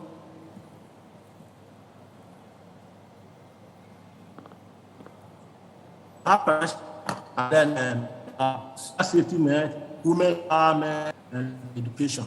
These are areas where the application, where you can use our identification ID system to deliver services. So this just roles and responsibility of stakeholders in the ecosystems. You can see where CBN is. If you look at what, in terms of payment, CBN, which of course is a financial regulator of financial systems, you can see the tick there. They collect. They also collect one form of ID, like the BVN. So, and then issue payment services. So there are different kind of rules and responsibilities as it relates to stakeholders. Then under the pillars, we're under the Ministry of Communication and Digital Economy. We have policy and institutional framework of identity management system. These are a number of policies that we've actually put in place. Then in terms of literacy, we have trained both NIMSI staff on advanced technology for the ID project. We have trained our license operators, the agents capturing on their behalf. We've done a number of training and we've done a number of Thank you very much, Mr. Chuku. Then in terms of infrastructure, we have our automated. We'd love to go ahead, but because of time constraints, we may need to stop here. If you would please just take final words, perhaps a final sentence. Would love to go ahead and engage, but because of time constraints, would appreciate if you would take final words. Thank you so much for an insightful session. Please, final words, sir. Okay, my final words will be for us to be able to provide services to Nigerians, and for Nigerians to be able to have access to services like opening accounts, financial inclusion.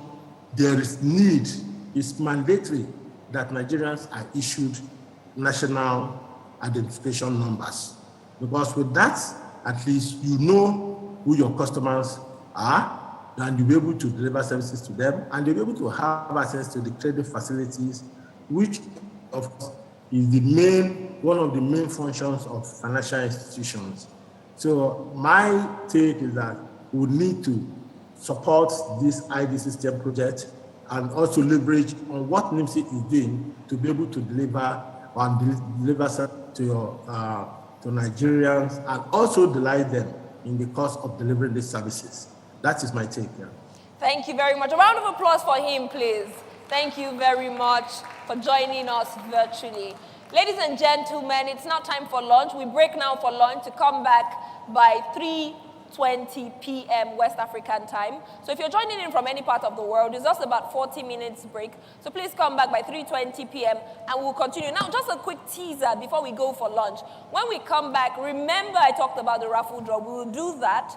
Apart from the raffle draw, we're also going to have insightful sessions on cybersecurity. Now, this is a session you don't want to miss. There's a keynote, and then there's a breakout session focused on cybersecurity. So this will do you a lot of good. It will do all of us a lot of good. So please go for the lunch, and then come back in 40 minutes at 3:20 p.m. to be a part of the session. The session resumes at 3:20 p.m. Thank you very much. My name is Temi Badru.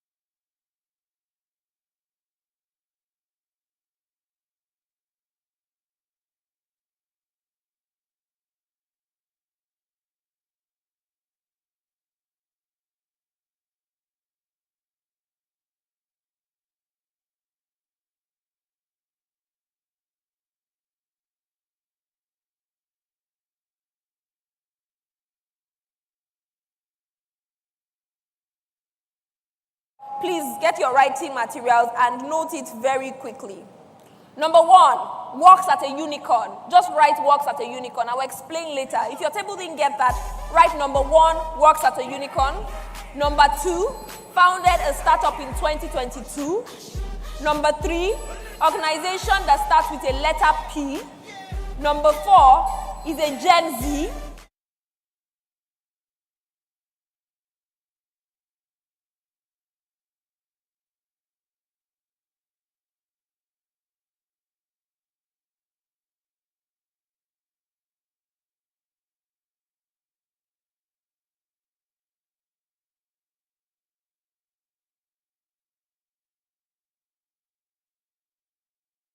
Does every table have it? Okay. Do you have it over there? All right, so this is the icebreaker. It's a simple game, and I would love for every one of us to get involved. Now, the benefits of this game is that it allows you to network beyond what you could have thought about. So it allows you to really, really network in such a creative way. Now, there's a list of 11 things on that slip of paper. What we would like for you to do is to fill up that list with names in 10 minutes. Everybody has 10 minutes altogether to fill up that list with names from this hall. So for example, the first one says, works at a unicorn. You will go around looking for someone that works at a unicorn and write the person's name. Let me give you an example. One of them says is a twin. You go around the hall asking who is a twin, and when you find out who is a twin, you write the person's name. So we're playing this game per table, and it takes 10 minutes for us to do this. Do we understand, please? Do we understand? Over here, do we understand? No, the game hasn't started now. It's Ojoro to start before we say start. All right, so please, can everyone rise? Please, can everyone rise as we begin the game? Can we please rise? Thank you. Thank you very much. Okay, so we have a list, a slip that has 11 lists or 11 names, and you are supposed to fill up that slip. And 10 minutes, in 10 minutes, as we rise, time starts now. Please, no Ojoro. You're supposed to fill up the list in 10 minutes. Time starts now. You're supposed to go around. As you rise, go around and find people. So this will force you to network. This will force you to start conversations with people. Timer starts for 10 minutes. First one works at a unicorn. Second one founded a startup in 2022. Third one, an organization that starts with a letter P. Fourth one is a Gen Z. That means you must find somebody who is a Gen Z and write the person's full name within the hall. Next one works in a bank. You must find someone who works in a bank and write the person's name. CEO, co-founder of a company. The person must be a co-founder of the company. Then is a twin. We've got has visited Silicon Valley. You have to find somebody that has visited Silicon Valley within this hall. Then is a speaker at the 2022 Fintech Week. That sounds easy.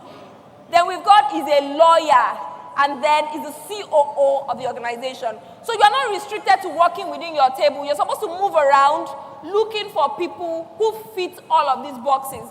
And time has started. We've got 9 minutes, 20 seconds to do this. Thank you. So you're supposed to move around to find the names. And please, don't give us fictitious names. Jane Doe, John Doe. No, we don't want those ones. Mr. Lagbaja and Mr. Tamedu. No. We want real names within this place. So you're supposed to be involved by walking around to find these people. Now, apart from fun and relaxing, this would force us to network. And that's the purpose of this. So please, can we get up and start getting involved in this? Is a speaker at the event. If you come to the front and you see the reserved tables, you will find speakers. That's one quick Ojoro. Is a twin. Is there anybody that is a twin? You need to fill it up in 8 minutes. Is a lawyer. Where are the lawyers? You need to put somebody's name right there. Who's a lawyer here? Has visited Silicon Valley. Who has visited Silicon Valley?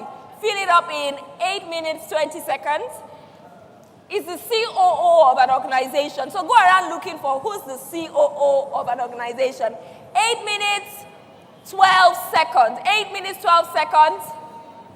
I think the time is too long. Maybe we should make it 5 minutes to go.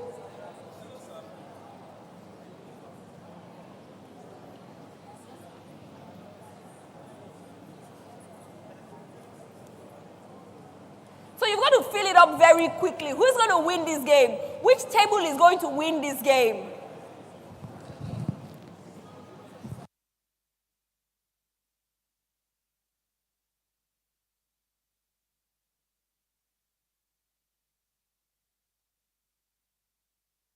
Mention that you cannot write one name twice.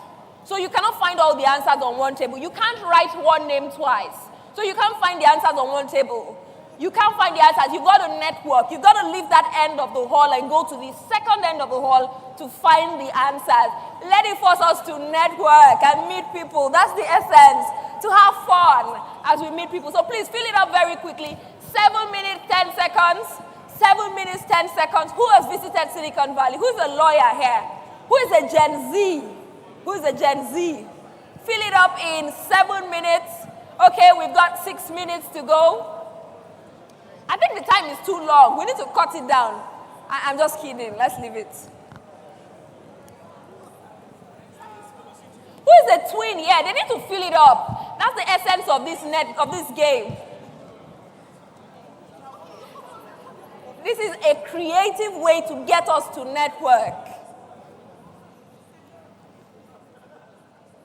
Meanwhile, our virtual audience should please drop comments in the chat box telling us about their experience so far at the event and, learnings and what session you are looking forward to.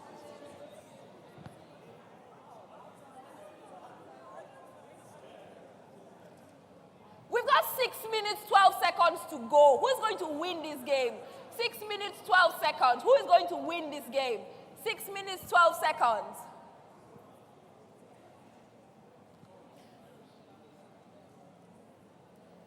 Wow. I see so many people around one table. They've got to have answers on this table. Please don't forget that the rule of the game says you are not allowed to repeat one name. Do not repeat one name don't repeat a name. That means don't write it twice. So one name, only for one space. Fill it up quickly. 5 minutes, 30 seconds. 5 minutes, 30 seconds. If you're done, please just kindly go back and take your seat and get ready for the next session. Who is going to win this game? Networking 101 at the Nigeria Fintech 2022. I think this is disruptive networking. 5 minutes, 10 seconds. Who is winning this game? Which table is winning this game? Which table is winning this game now? If you're not on any table, please join a table. Just be a part of them and join them to win it. Who is winning this game? Who's a twin here? Who's been to Silicon Valley? Who's a lawyer? Let's fill it up. Fill up the 11 spaces with names that exist. 4 minutes, 40 seconds. 4 minutes, 40 seconds.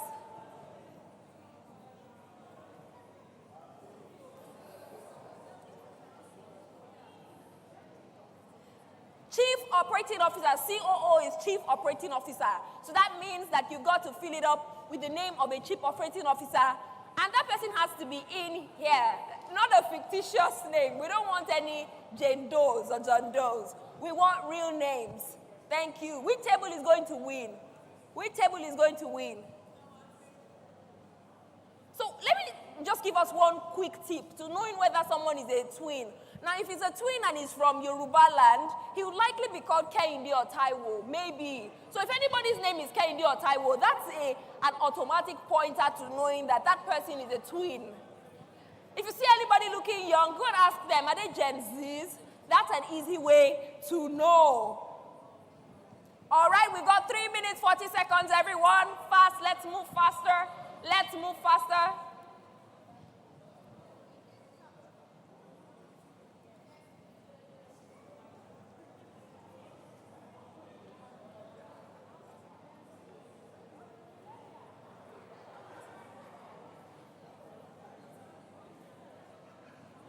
We've got 3 minutes, 18 seconds. If you're done, just go back to your table. If you're done, please go back to your table.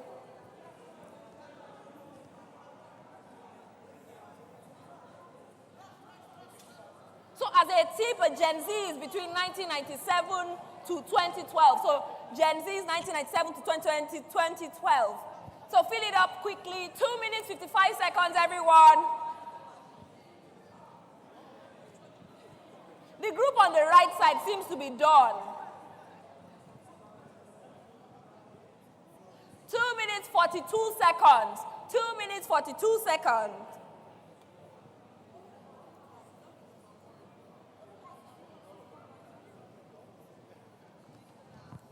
Two minutes, 28 seconds. No extra time, no extra time. 2 minutes, 21 seconds. Fill it up very quickly. Fill it up very quickly. Ladies and gentlemen, when we close, please don't add any extra time. No, don't give it to me. Just go back to your seat when you're done. Just go back to your seat when you're done. Go back to your seat when you're done. Thank you. So that table is done, right? Which table is that? Okay, great. With real names, not fictitious names. Real names. 11 filled up. Okay, which other table is done? Which table are you? Okay, that table is done. Okay, great. 1 minute, 42 seconds. 1 minute, 42 seconds. What about that table over there? Are you done? Wow, I love to see the teamwork and the collaboration that is happening at the back. Everybody wants to fill it up. Okay. 1 minute, 22 seconds. Now 1 minute, 17 seconds. Is this table participating? Is this table done? Wow. They came to you with the answers. Wow. This table is just enjoying. 1 minute is on green. It's on red now. It's on red now. 59 seconds. 58 seconds.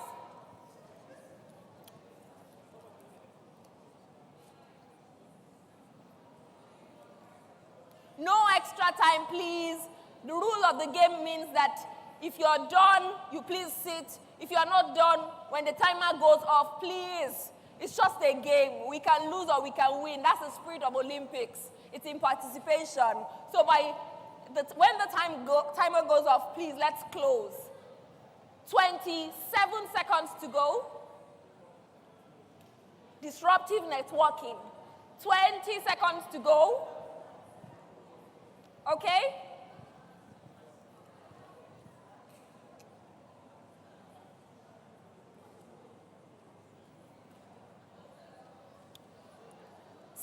Seconds to go. Ladies and gentlemen, please let's make our way back to our stage. Let's be fair, no cheating. If you're still participating by now, it means that you are not being fair to the game. The game is over. Please, let's take our seat. Let's take our seat. Okay. How many tables got 11 over 11? Please, can you stand? If you had 11 over 11, all of them filled up. Please stand. Stand. That's something to celebrate. Please, can we give a round of applause to all the tables that got 11 over 11? Okay, please, can we have one representative, just one representative per table? Anybody who just feels comfortable coming forward very quickly. One representative per table. Anybody who is just comfortable coming forward now? Anybody? Okay.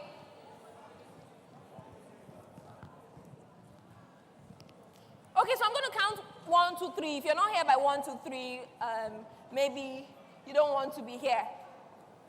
Okay. These are the representatives. Okay.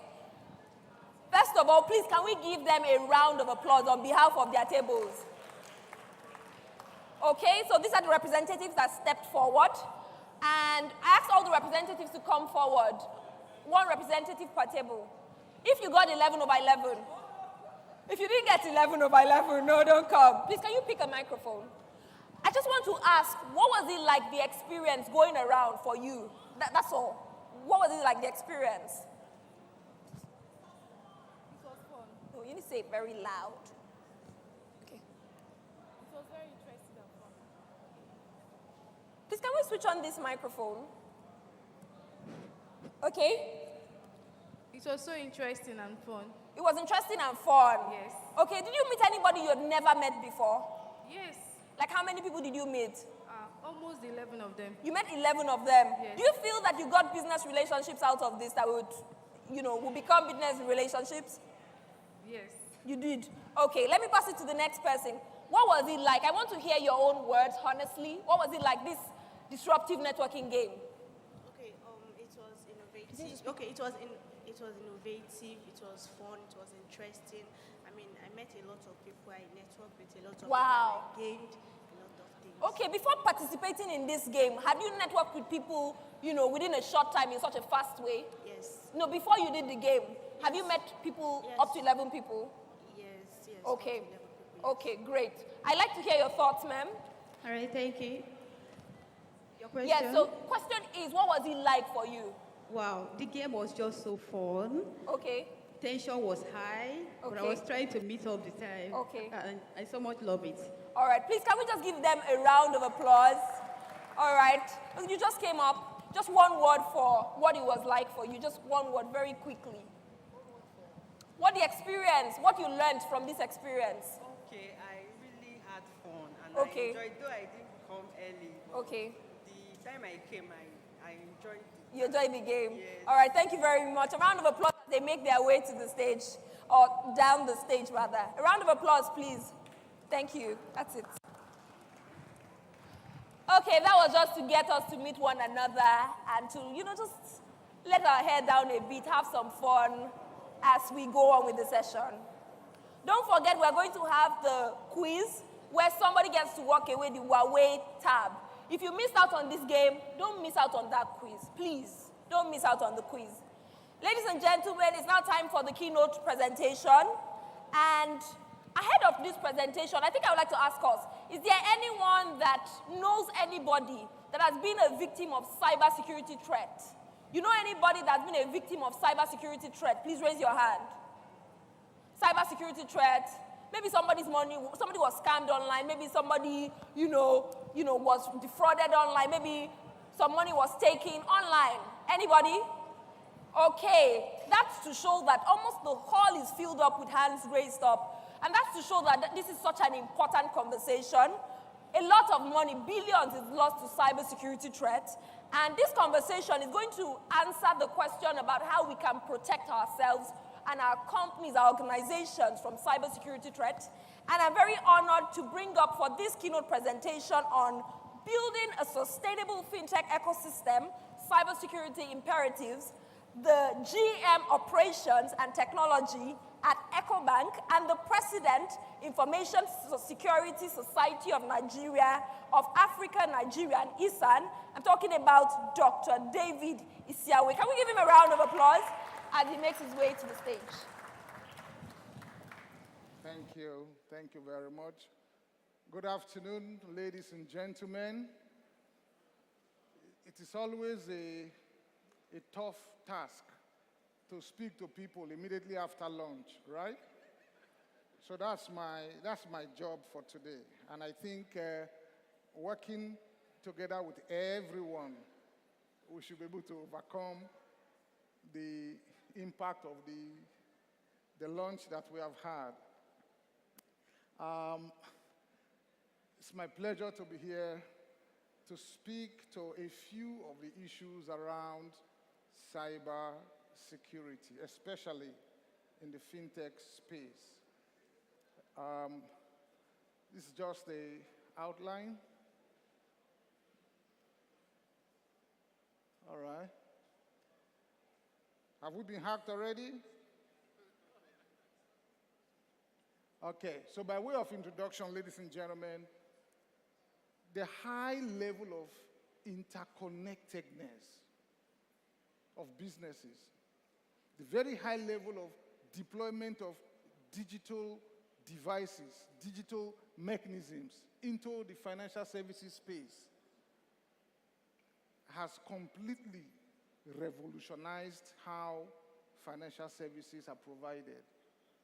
That goes without saying. During the past few sessions we've had, I heard a few people who mentioned the advent of COVID-19. COVID came on and it was a big problem, but it accelerated the adoption of digital. What that means is that fintechs, now have an increasing role to play in the future of financial services. And indeed, the more you innovate, the more you need to automate the attendant controls. The reason is that the old ways of the past, the old controls that we used to have in manual, semi-manual, or semi-automated processes cannot match the demands of today. Not possible anymore. Okay, and what we're going to see is the fact that cybersecurity is no more a question of if a hack or an attack or a breach would happen. It's a matter of when. And when it happens, what do you do? You know, our anchor was asking a question just now. Do you know anybody who has, suffered from an attack, etc.?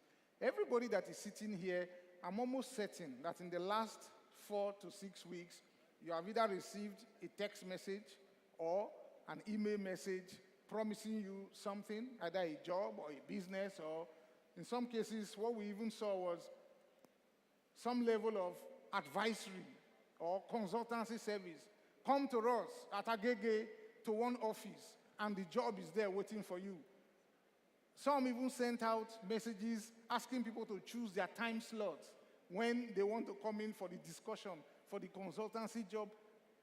It's all a scam. The more you put on your telephones and use the digital devices, etc., the more you receive all of those messages. It's all part of the problem. All right? So why do we need to mitigate against cyber risks? Why? I've mentioned the level of interconnectedness. Today, there is no organization or even individual who is not connected digitally. Even those in the remote villages who do not have access to internet, at least if they have telephones, they can do USSD. That also leaves digital footprints. So, whether your business is micro or your business is mini or your business is mega, cybersecurity is top of mind. Cybersecurity risk is a business risk that everybody faces. Everyone, every business, man or woman. It is something that is top of mind of executives. It's not, by the way, it is not a technology issue alone. So if you look at the right-hand side of this dashboard, I just took out a few of the statistics there. Almost 90% of organizations have at least connected to a phishing site, at least 90%. 70% of organizations or users have had some malicious browser ads.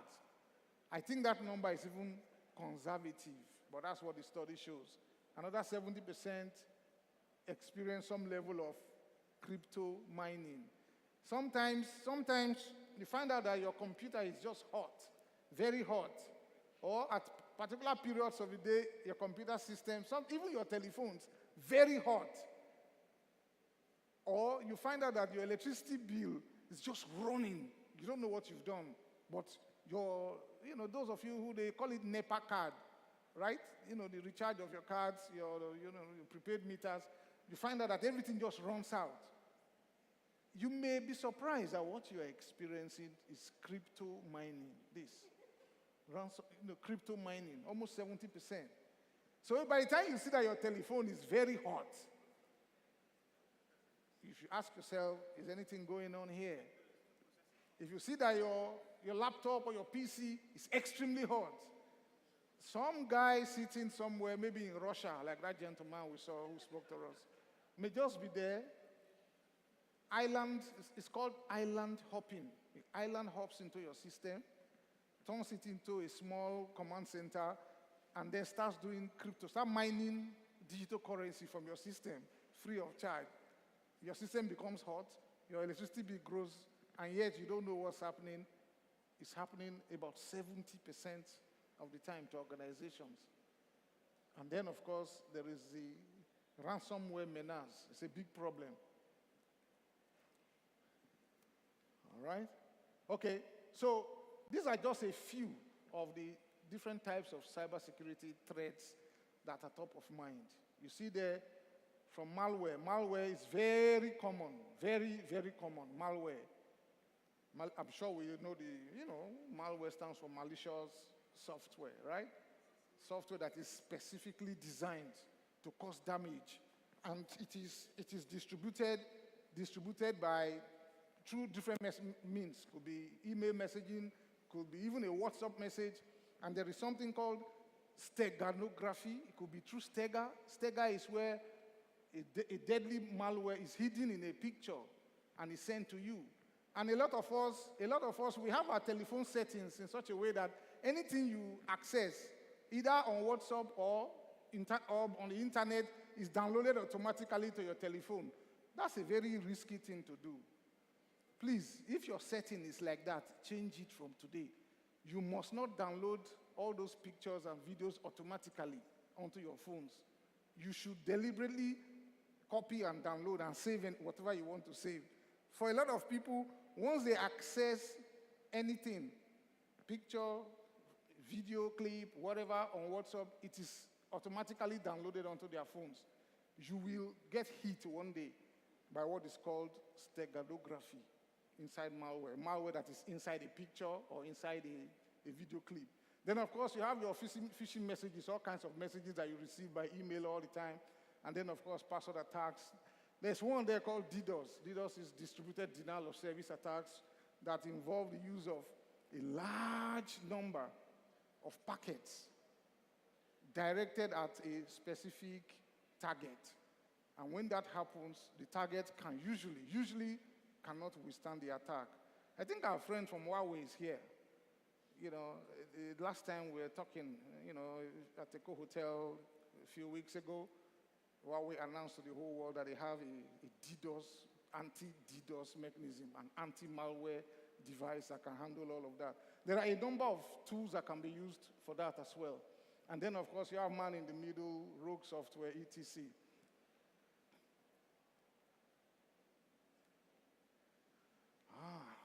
All right? Now, this slide just gives us an idea of the cost.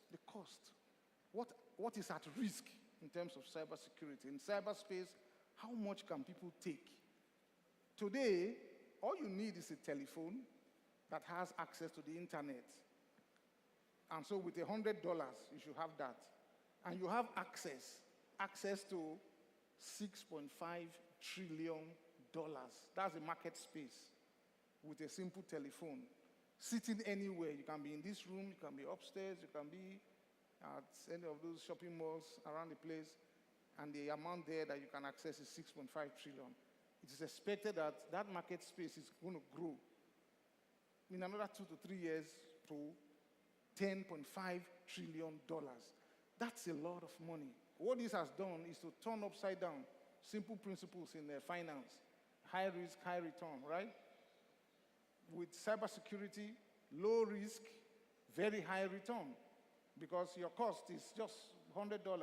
You're hiding somewhere, either in Ukraine or in Russia or in North Korea or anywhere, or in the village, or in one of the states in Nigeria. Which one is the most active state in Nigeria for cyber-related activities? Who knows?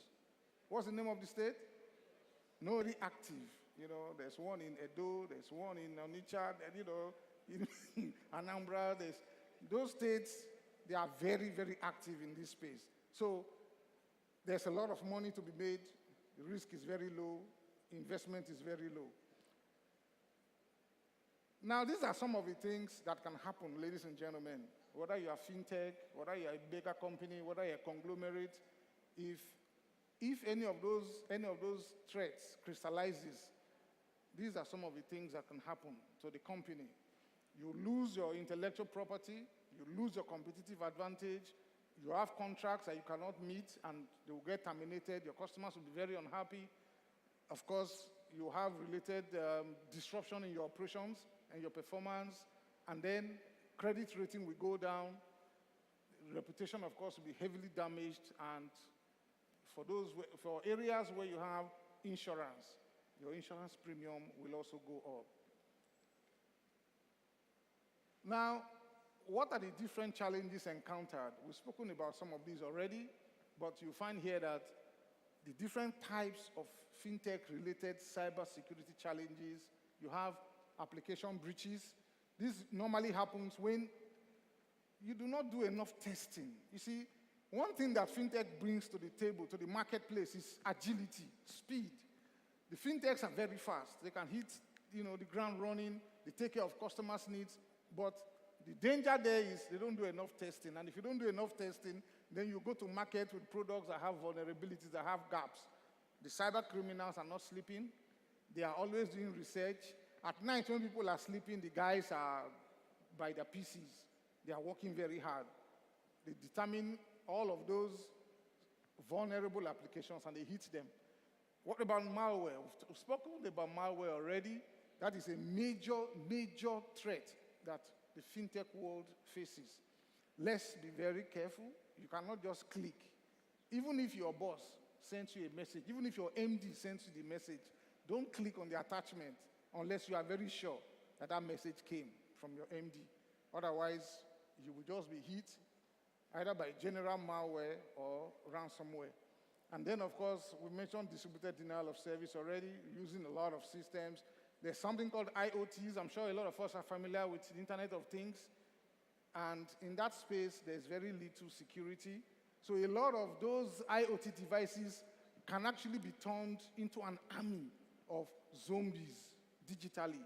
And then they can be used to attack any system, server, target. Your machines are used for coding and so forth. All those zombies anywhere, sitting down in one room, somebody can create that army. Even these lights, I'm sure if these lights are smart, they can be put as part of the army, and you see them sending packets to the target. It's a very difficult world out there. Cybersecurity is actually like warfare, ladies and gentlemen. And then cloud computing, a number of issues around cloud computing. To a large extent, people don't know what is there in the cloud. They have no means of determining who has access to what is there. So there are a few issues there as well. And I'm rounding up now. Okay? These are still a few more of the types of challenges faced by fintechs. We've mentioned phishing already, the different types of messages you see. And then data breach issues. This is a major one for fintechs as well, data breaches, because the fintechs have little investments that they make. They have agility, speed to market, and then the data is not well protected, and so there's a problem. All kinds of people, different kinds of people, unauthorized persons who have access to the data, that can actually be a big problem. A good example is the BVN database.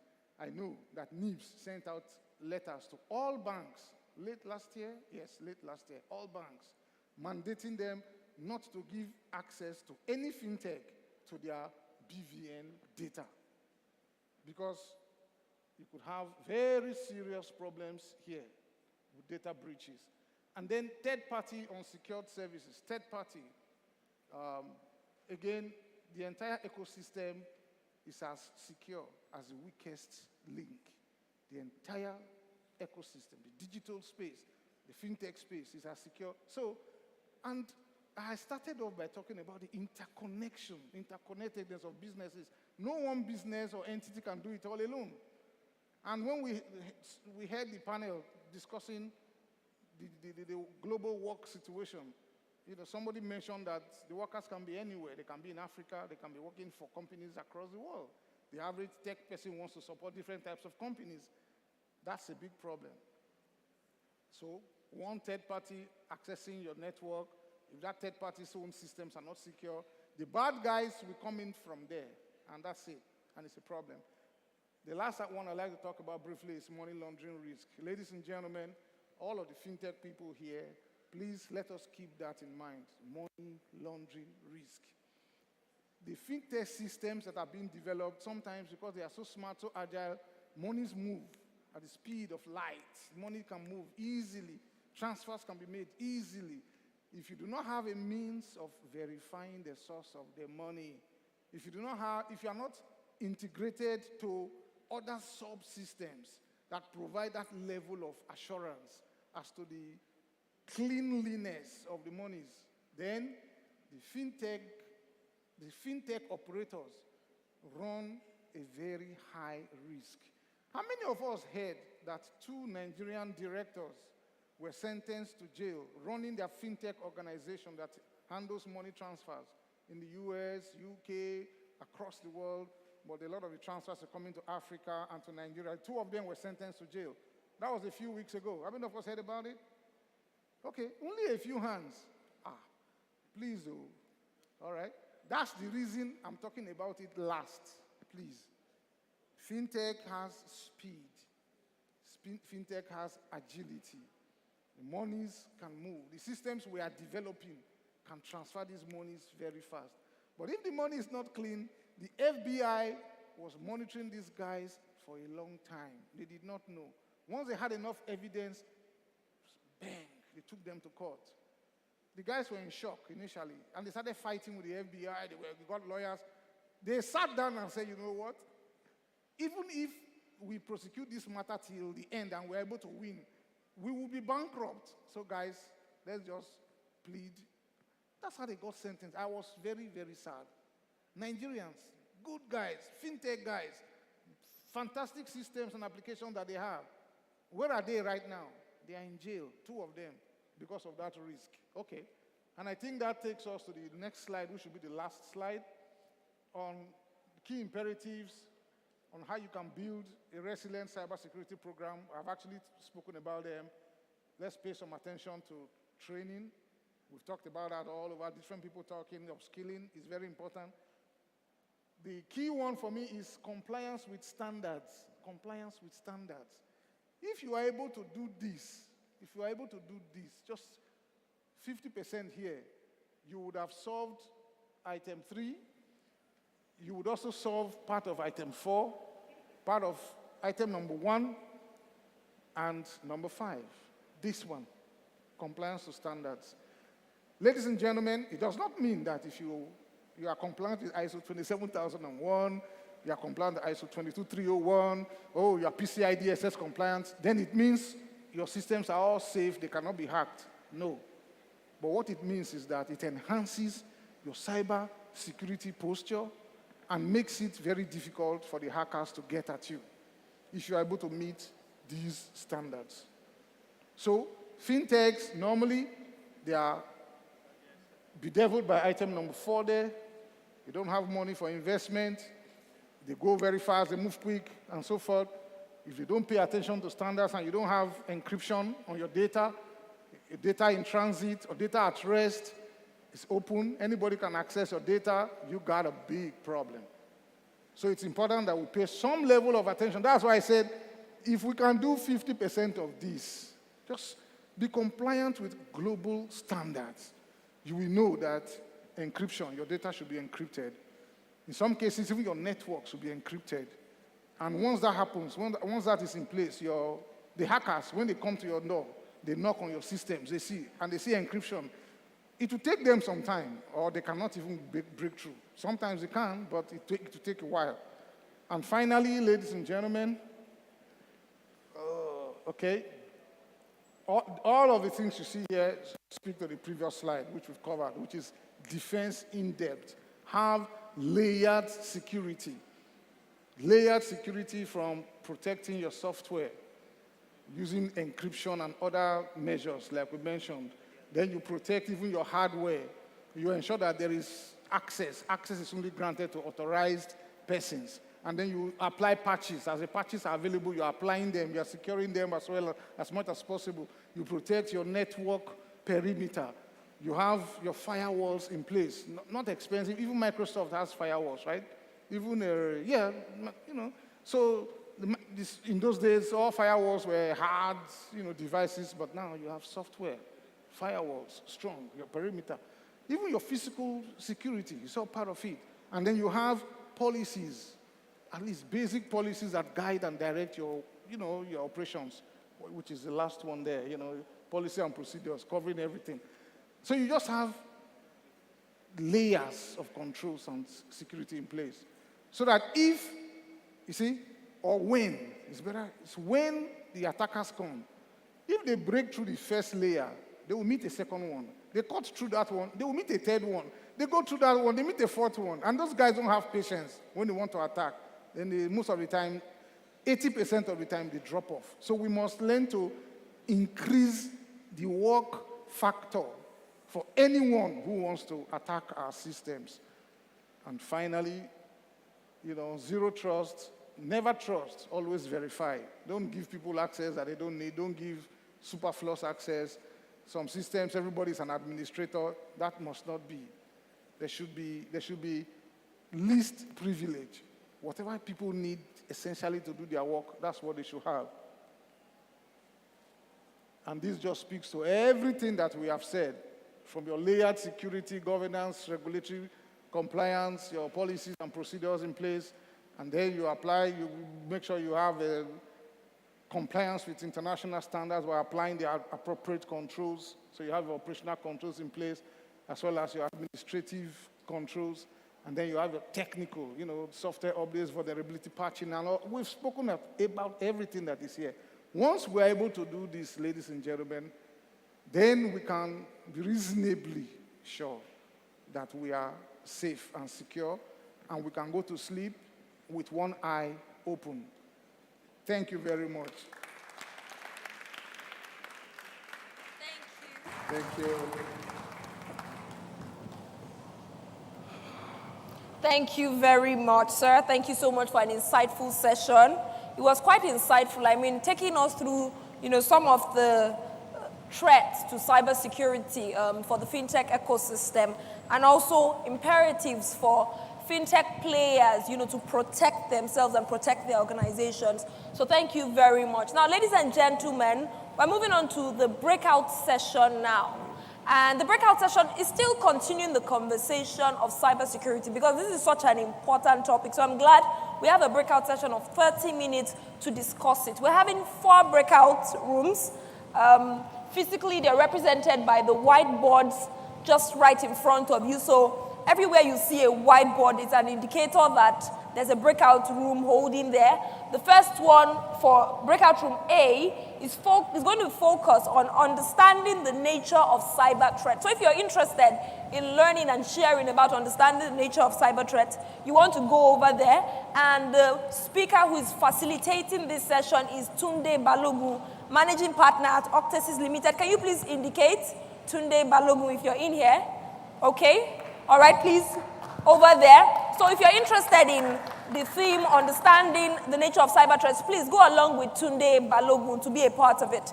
Now, the next one is focused on solving the scarcity of cybersecurity experts.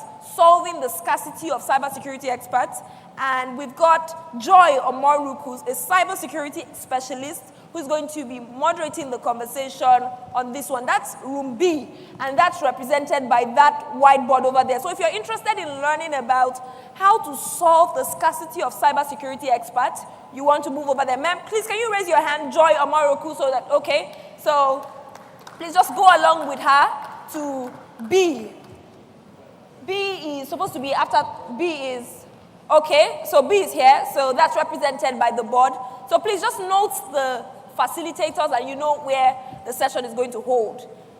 Now to room C.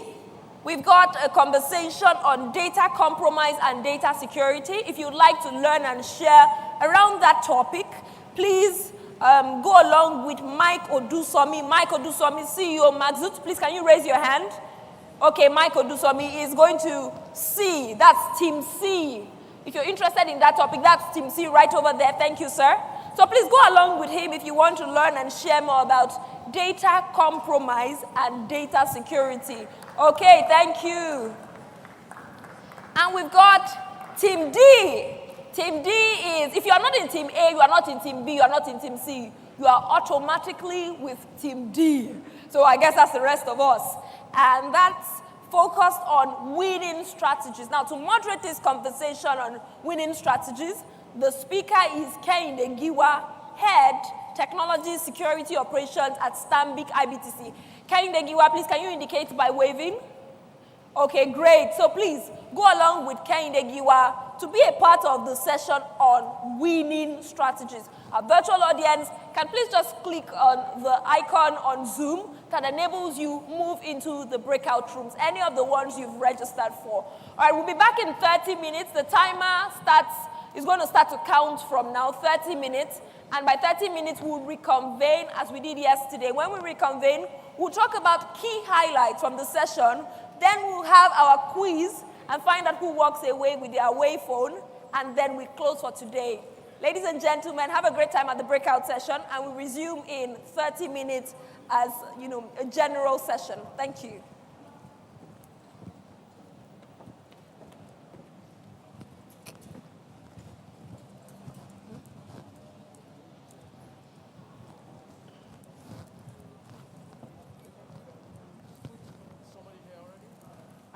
Which session is this?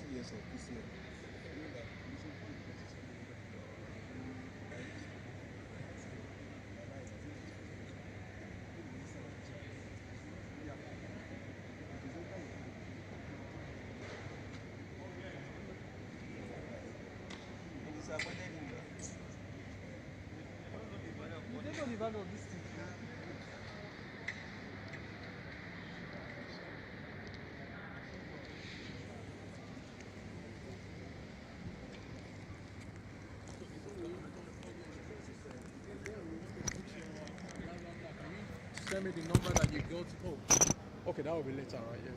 I think everybody can hear me now. So can you send me the number that you got on your phone? Because as you know, most of the bank accounts, you need the SMS OTP to access it. So if they compromise your account somewhere, but they need that OTP, they will call you up and say, we are in support of your bank, we want to do this. Can you read me the number on the phone? Unfortunately, a lot of especially our elderly people fall for that. Or they come with so much urgency when they come that, oh, it's very important, you have to do very, very now. So those are kind of social engineering attack. That's another way for data compromise and breach to happen. Okay? There's the business part, what we call the business email compromise, some of the very popular ones now where they will hack into a business and then they will send an internal email from that business to, say, the accountant that, oh, you should pay this invoice, blah, blah, blah. That's a business email compromise. Are you guys picking up? But they're going to quiz you about those terms later. Yeah? That's another big one. Another very popular one now that is actually giving everybody a headache is ransomware. Ransomware. Yeah, it's happening, not happening a lot in Nigeria now, but it's going to come to us. So basically, they will hold the company to ransom. The company's website will not work or their systems will be down until they pay a certain amount. And guess what? They will ask for that money in Bitcoin so that you can't trace it. Exactly. So those are the kind of different forms of attack that we have. So the question then become, what do we, I mean, there are, of course, others, so many other ones. In fact, I should mention malware, like Dave was mentioning earlier. This is data compromise. Data compromise and security, yes. Malware, if any one of you is in the industry, especially fintech or anything, malware is a big challenge for us because now they have come to the phones. In the early days, you used to have what they call virus on laptop or in your computer. Now we have malware on your phone. And why it's even more dangerous is that, like many of us, you get so many messages on your phone. You get WhatsApp message, you go on Facebook, you go on Instagram, and people get pictures, you get attachment, you open it, a malware could be built into that. And what those malware do, there are various ones. Some of them are key loggers. They will log everything that you are typing on your phone. Some can turn your camera on your phone, so that's a privacy issue there. Some will compromise, say, a banking application that you have. So every time you interact with that banking application, if you do mobile banking, they will capture all the information you are sending to the bank. And if you're not using what we call like a two-factor authentication, where it's just your name and password, they will capture that information. That means they can access your account. So malware is a big one because of nature of this. A lot of the devices, we have mostly Android and Apple, right? Apple, in my view, in our business view, is kind of slightly safer because they control the hardware and the software.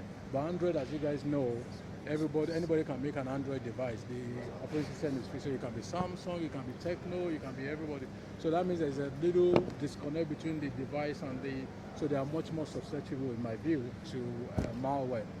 So those are the areas. So the question then becomes, what do we do about it? Is there any practitioner here for security? Anybody practice security in their current business today? Anybody? No security experts yet. Okay.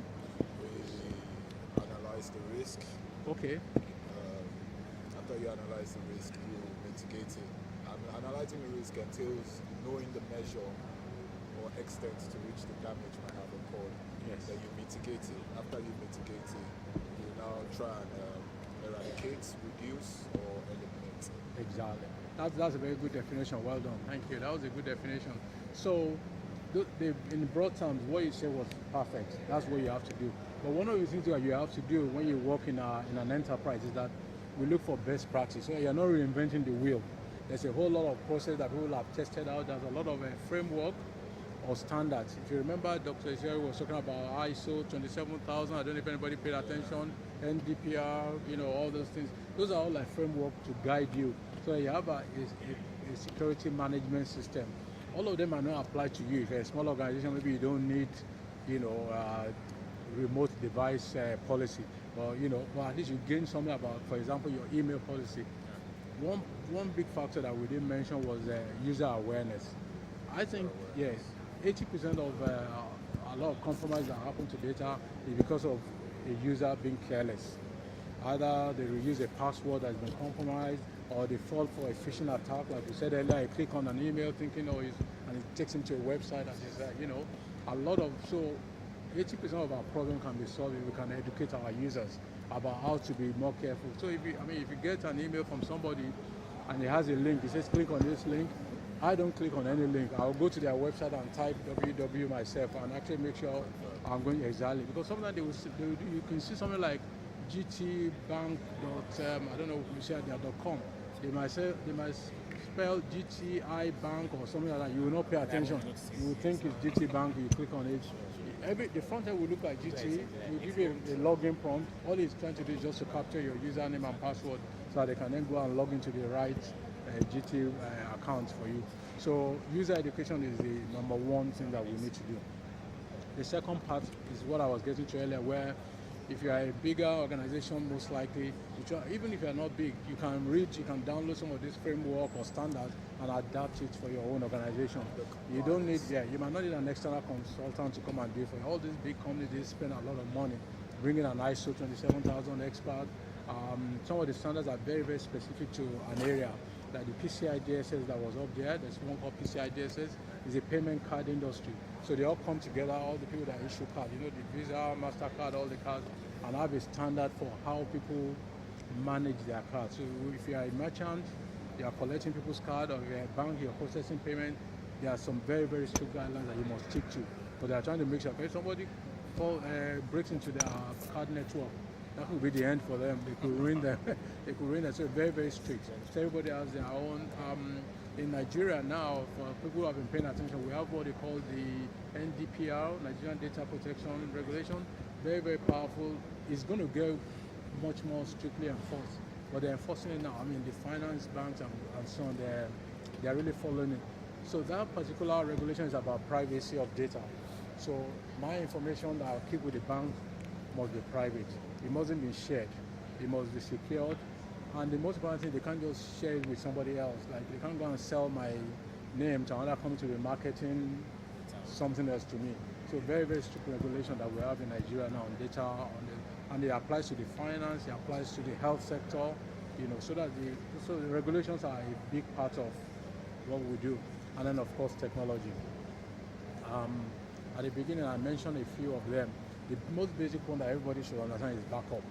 Today, if you don't back up your laptop, you're looking for trouble, because even as a matter of hygiene, availability that I was talking about earlier, if your laptop packs up today, it means you've lost all the data in it. But at least if you have a backup somewhere, it can be a backup in an external drive, or you can use a cloud drive. I don't know, you guys are familiar, like Google Drive, like Microsoft OneDrive, they do all those guys. At least you can back up your data up there. You can access it anywhere, from anywhere, which is the advantage of them. And if you lose your primary device, you can download it again. So backup is a key one. And then you then start taking it to the next level. If you are not gonna, sorry? Updates. Yes. Oh, very true. So making sure that you update and apply patches as they go all the time. Very, very important. For us as individuals, we probably don't pay attention to it, but I think nowadays you can set up automatic updates on your laptop or operating system, so that it will tell you when you need to apply patches. Same thing for business, same thing for any application. For a business, the big one is the website. The website is the window to hell for some of them if they're not careful. Because some of the customers we've dealt with, you find out that there's a technology term called port, which is like a window into your system. Ports? Yes, P-O-R-T, yes. I don't know if anybody familiar with networking person here? Nobody familiar with network? Okay. So those are like windows to your system. So if somebody goes to your website and they didn't close any unnecessary port, but when people come in, they should be able to come in only to where you allow them to. I've had a situation with a customer here where somebody went through an open port and was able to access the database in the back end of that customer, and they were able to lift all the customer information. So that has different implications for them.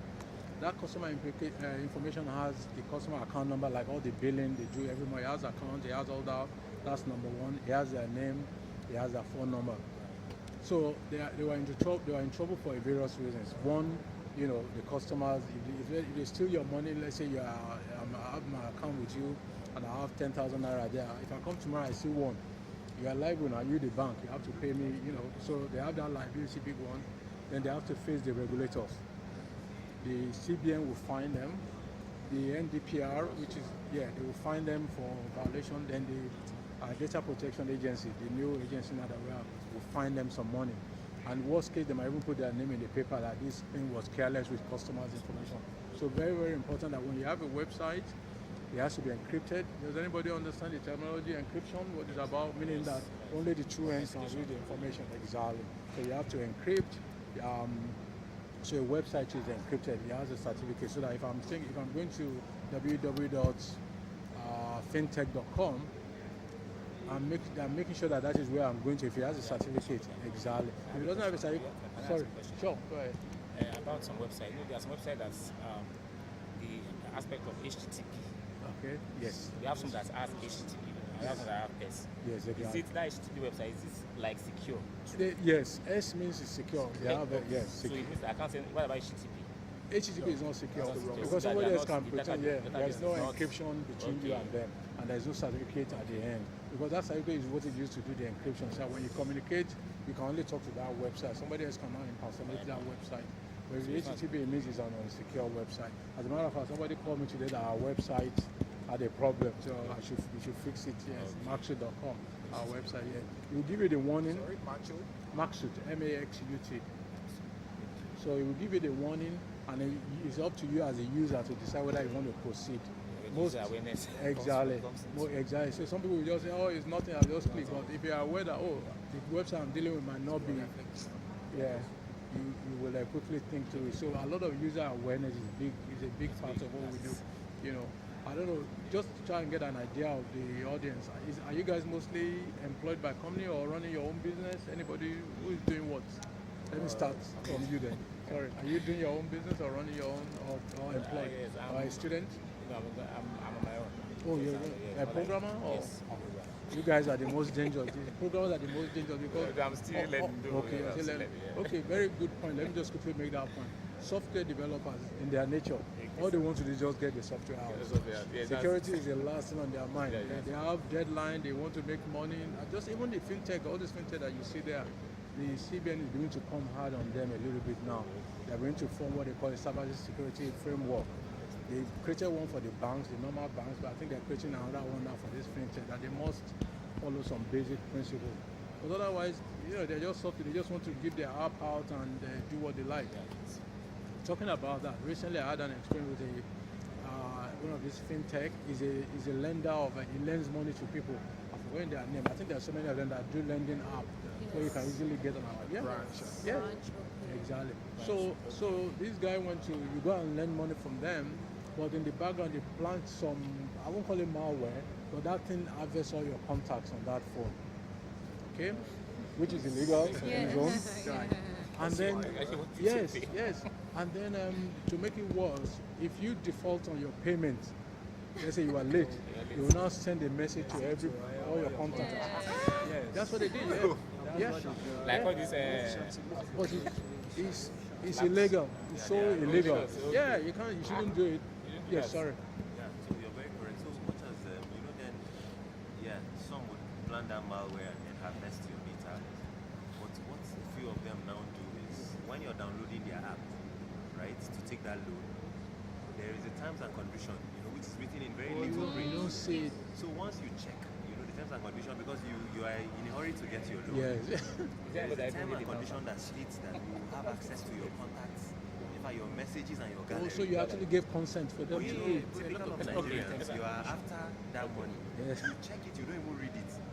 And so once you default, that is their collateral. They ambush your contacts. My God. And it's part of their terms and conditions. Yes, it's part of the terms and they ambush. But again, like he said, it is against the NDPR frowns at that. Yes. The needs that has come hard on. Yes. One of them, I don't want to mention it. Sokolon. Yeah, it was in the paper. Yeah, it was in the paper. Yeah. So let me just add my own points. I'm Sam CBN. Sorry, I came late. Oh, okay, yeah. I am the Naira. I have to talk to you. What I want to mention for the fintech, for the new startups, the new guys coming, innovation is good, but the banks, of course, initially were on one side watching you guys, the new fintech space, the innovative space. But what I would say is, much as the innovation offers a lot of convenience, offers speed, you are filling that gap, but I think we're not paying much attention to safety and security. So we're focused on convenience, okay?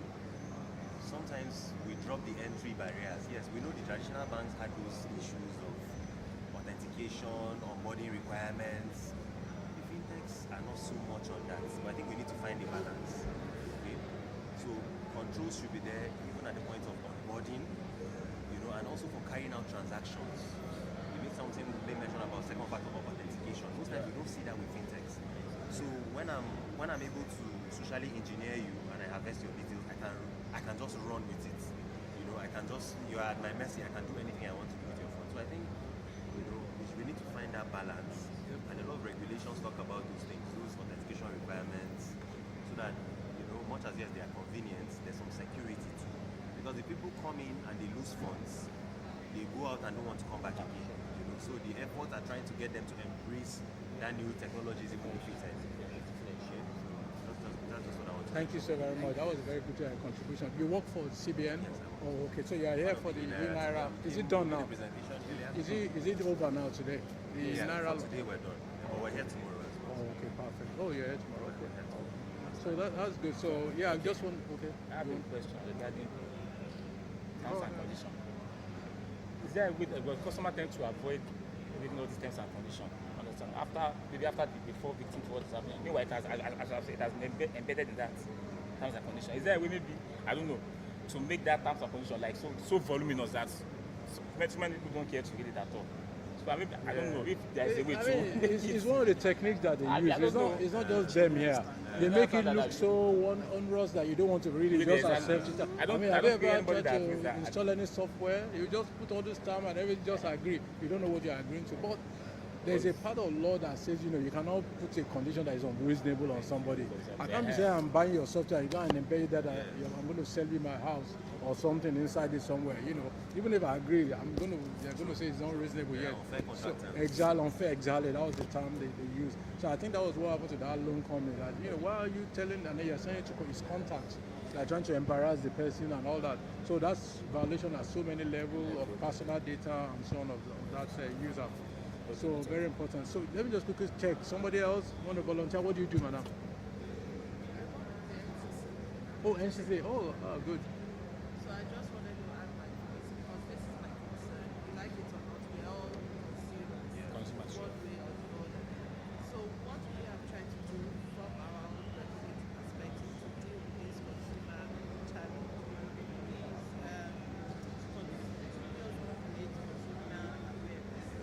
like it or not, the reasons why we all fall for the social engineering gimmicks, or in the case of loan sharks, is the fact that they tend to dangle the carrot, so to speak.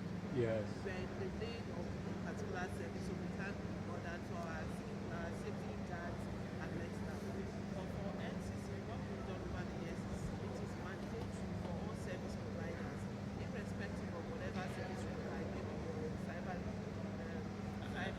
pay, provide whatever it is from the small to you need to print out your SMS. It's voluminous, but compress it, 1 page. Okay. It should be at the premise of your business. You should publish in newspapers, because now various websites, it should be at the website. So it's easy. It also guides your consumers to say, okay, you've gone far beyond the 5 minutes. You are not misleading them with this information, or rather marketing or whatever. Then you can see that this is acceptable. And That's very good. Moderator did say, I'm sorry, I didn't get to Mine, it. yes. New agency that's established to regulate data privacy. It's now NDP. It's now called an ND, Data Protection Bureau. So we move beyond that. The same people moved to that bureau. It has to do with the consumer as well. So the regulator CBN, we also need to assist consumer awareness and overdo it. It's a continuous thing. Indeed. New sets of consumers to come. That's why you think you're familiar with this process, another set of consumers. Yeah. And spots on the issue of consumer protection and education for CBN. We have a department that is mainly consumer protection, and part of it is consumer education. But beyond that, what we've tried to do is for all licensed entities, for any entity the CBN has licensed, you have a consumer awareness obligation. Especially now we're targeting digital literacy. We're saying, okay, while we're doing it, you know the customers, you have the platforms, you have the touch points, you have that reach. Yes.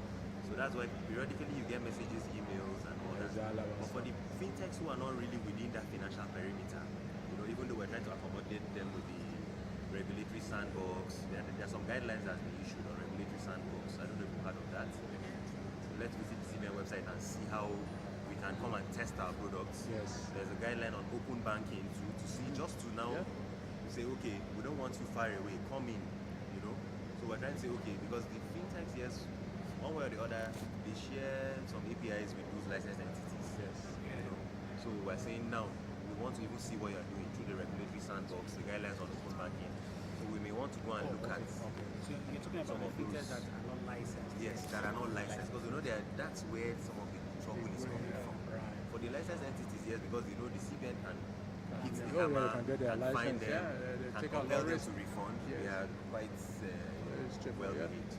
I'm sorry. The CBN have the data of people that fall victim of cyber scams. Understand? Yeah. So people that fall victim. Okay, you mean when you report? When you report. So there is the victim and there's the beneficiary of the fraudulent process. Yes. Maybe there's a. Is it the victim you're talking about? Victim. Okay, so there's the BVN framework that was introduced. So whereby where an established case of fraud is traced to your account, your BVN is block, and I know it's very punitive. Yeah. You are barred from can't do banking. carrying out banking for a minimum of 5 years. So people that have come into that thing is really, really tough. So that's why we're seeing a lot of them run into those fintech wallets where the radar is not really. So that's crypto, or even crypto, where nobody can. So they're going to those, all those illegal, different channels. Going to tier 1 wallets, where the but we're coming nobody has a BVN. Yes, but So like you said, I mean, they are not sleeping. As we're thinking here, the bad guys are unfortunately in our midst. So I'm so glad that both CBN and NCC are here because they're the chief key foundation. Because for me, I work. My company will do two-factor authentication for banks, right? And one of the things that we found out was SMS OTP. There was so much compromise in that space. SMS OTP. OTP, yeah, when they send OTP to you. So there was a lot of SIM swap activities going on, but I think NCC steps in with the bank so that now they can know when the SIM card on my phone changes, the bank would now know, which was a big step forward because before they would collude even with the telco people, and for a moment, when you travel abroad, you can't get any message, they will do what they have to do, and then they will redirect your phone. So that was a big part of what these regulators are doing to help. So let's summarize. We have 2 more minutes. Let's hopefully that we learn something here. I think number one, hopefully we all have a better definition. I don't know if people that came, a better definition of what a data compromise is. I'll talk about the CIA, which is the cybersecurity triad. CIA, everybody now understands what it's all about. We talk about the different kind of compromise that happens, the phishing attack, the social engineering, when people call it compromise, exactly, ransomware, malware, especially on mobile app, because again, 99% of the guys here, the fintech guys, mobile is their platform. They don't even talk about, and that's where we have a huge compromise. There are so many phones that I don't know if you're familiar with it. The root jailbroken, meaning that normal like Apple, they restrict you, but a lot of this phone, Techno and Co, they're already jailbroken from the guy. That means you can do anything you like if you know how to. Like if you have an iOS or a Samsung, they actually try to protect you and you have to break it yourself. So that's a big part of what is going on. So if you work in that space, you have to be extra careful with the application you have. There are solutions to do to help you. I mean, we do some of them like app security that will kind of like shield that app, like build a fence around it so that people cannot do key login into it. People cannot do screenshots. Some apps or this malware will take screenshots and you won't even know. I said some of them will even turn on your whatever the camera, and you don't even know. So we have an app that, especially for banking application, to shield it. So that's part of what we do here. So we talked about that, and then we talk about the regulators, the standards. You know, the ISO 27000, the CBN, cybersecurity Please framework. let's begin to wrap up. It's 30 seconds to go. Okay. 30 seconds to go. If you look back at the timer, you see that it's about 20 seconds to go now. Yes, so please, let's wrap up so that we have the general meeting and then we close for today. Have our quiz. Yes, it's our quiz to win the away phone. So please, let's wrap up. 8 seconds to go. Okay, let's finish. So Please let's wrap up in every The last thing I would group say is A about to D. user awareness. Please let's wrap up, and I'd like to invite Especially the for you guys, we need to speakers educate please our come to elderly the people. stage to They share some fall key to this thing insights a lot. from the group. Thank you very Education. much. Education of it. Time is up. So Time thank you is so very up. much for your time. Thank you. The time is up. Michael Dusani. Let me write it up here. So you can Thank you so much. I believe Group group A is done. Group A. I run my own company. We'll talk. Time is up, ladies and gentlemen. Please let's begin to reconvene. Anybody wants to? Thank you. But together for that, I think he's the one that visited Silicon Valley. Oh, yes, yes. Silicon Valley. That's my name, Mike. If you want me to write my email address, I can put it there for you. So Yes, I'll swap card with you. Okay, I don't have a card. So No problem. I don't have my card yet.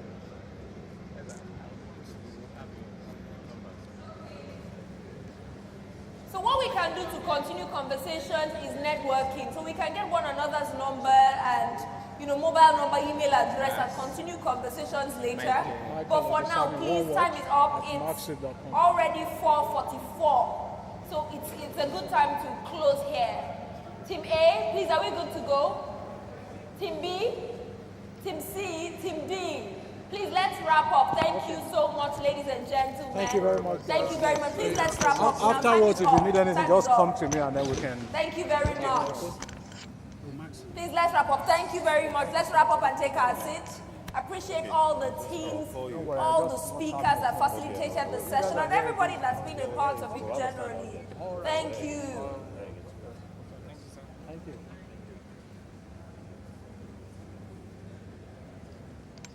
Will you come up there? Yes, please, our speakers can please come up to share key findings, some highlights of their presentation or one of their discussion generally in the different groups. So this one is just going to be about 3-minute summary each. Thank you, sir. Please, I'd like to invite other speakers to join.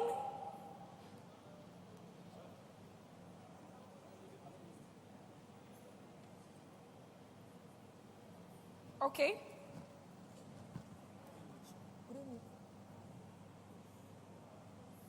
Okay, so very quickly, let me pass the microphone.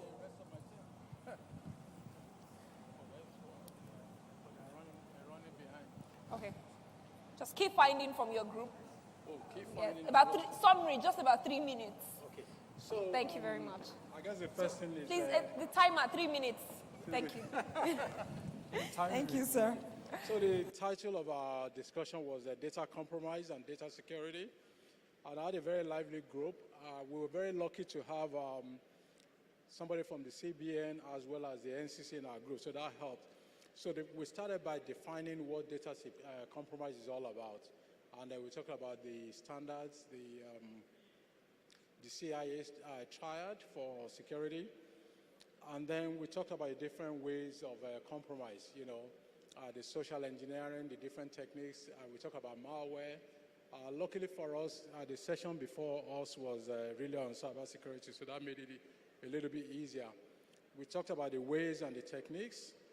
Malware was a big one because everybody here probably works on mobile devices, and that's very prevalent. So we talked about the ransomware, social engineering, phishing attacks, business email compromise, the different techniques. And then we went into the regulations and standards, why it is very important. The NDPR, which is the data privacy regulations in Nigeria. We talk about some of the standards recommendation by the NCC, as well as the CBN cybersecurity framework. And most importantly, we talked about people. Awareness was key to everything that we do. User awareness, don't click on a link if you're not sure where that link came from. Don't visit a website if you're not sure of where it came from. Don't open an attachment, especially PDF or pictures, if you don't trust the source of that. And then we're talking about different technologies that you apply, from basic stuff like backup, backing up your systems, encrypting your website, making sure that you block any what we call ports in technology on your website. So those are the things we spoke about for my group. All right. Thank you very much. Thank you very much, sir. So that was for the group on compromise and data security. Thank you very much, Michael Dusom, CEO Maxit. We'll take pictures, but please, would like her to take, and then we'll take pictures at the end. Thank you very much, ma'am. Yes. So yes, this one is focused on solving the scarcity of cybersecurity experts, and we've got Joy Omoruku. Yes, it was quite an interesting one and eye-opening that we've realized that cybersecurity is not known, even within Nigeria. And so we should look for a way for awareness. If there is a way of probably engaging secondary school and tertiary institutions to make sure that they have cybersecurity as a course on its own, and as well as a master's program to ensure that people are aware of this. So, and again, we've discussed a lot to handle this scarcity. We can look at organizations actually reaching out to universities to have some engagement with them and introducing the skills. This is the last person. That's really an option. And then we also look at, well, earlier today we spoke about people leaving the country and then traveling out and, creating like an empty space for us. So what does it call for? Organizations need to train. They need to get young people, train them on cybersecurity to take up that role within their organization, which is very, very, very key. We need to train the people on ground. We should also look at a system which we have outside the country, where we have internship programs to train our young ones when it comes to cybersecurity. So we have situations where, as stated earlier today, the first time any graduate get in touch with the employers is actually after graduation. That should actually be erased from our system. We should have placements where probably within the education system during holidays, they should have a program where our students reach out to the employers, work for some time, and then get used to this employment and understand what is being done, such that as they graduate, they can easily fit in to fill in the gaps for cybersecurity experts. But most importantly, as a nation, we should look at that and probably Fintech NGR. But there is something I just realized also from the team, though I have a banking sector background, where cybersecurity have like a full-blown team reporting to a CISO and the CISO reporting directly to MD. But in most Fintech, I now come to realize that that kind of structure is not in place. So, but thankfully, CBN also have been proactive to come up with a cybersecurity framework for fintechs. So for our fintechs here, they should do well to look out for this framework and see what is in stock for cybersecurity units. Make sure you have full-blown team, you have a team, you have a head reporting directly to the CISO. With this, and also remunerating those in the cyberspace, very, very critical, because if not, what we see is that we keep on revolving same person within the organization. So we need to pay them well, we need to have a clear career path for them, and make them stay within the country to fill in the gaps. Thank you very much. Thank you, ma'am. Next is the conversation on winning strategies, and Kehinde Giwa is the speaker who moderated that session, Head Technology Security Operations at Stanbic IBTC. Okay. All right, thank you. I think a lot have been done around winning strategy. What she did just now is also about the winning strategies when it comes to cybersecurity. So what we did was to touch on the people, looking at it from a people, process, and technology perspective. And from a people side, we can't overemphasize the place of the shortage in the global technology skill. And a lot of people have touched around it. And I'm happy that she's also mentioned part of the need to have that course, because we set a lot of people also just call off strike now. And a lot of undergraduates are already even working, probably for most of the fintechs here. So they have that skill they are developing, but yet they've just resumed back to school to finish maybe forestry or something for another 5 years, just that they can just tick off the box. So that is key from a people side. And from a process where also, remember, Dr. make a very valid point here when he made his presentation about it's not a matter of if, but when. And the question, what we try to sort and handle is also when it eventually happens, are we aware of what we do? So it speaks about incident response and cybersecurity response. What do we do? What do people do in the event of a cyber threat and all those things? So, and we also reference, the NIPS report for, half of the year that also confirmed that, recovery, less than 1% of recoveries are done in the event of fraud.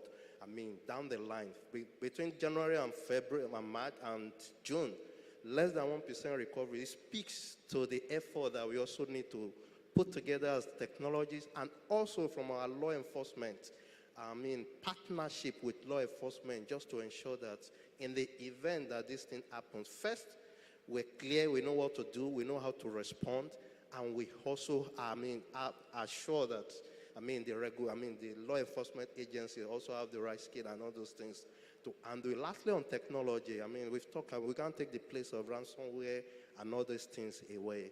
And we're saying that we need to start also building, strengthening our defense in-depth approach, just that we have the right tool to combat these things. From a ransomware, you can be looking at, gone are the days that there are no, is a goal. So you just say that when you are hit by ransomware, that's the end.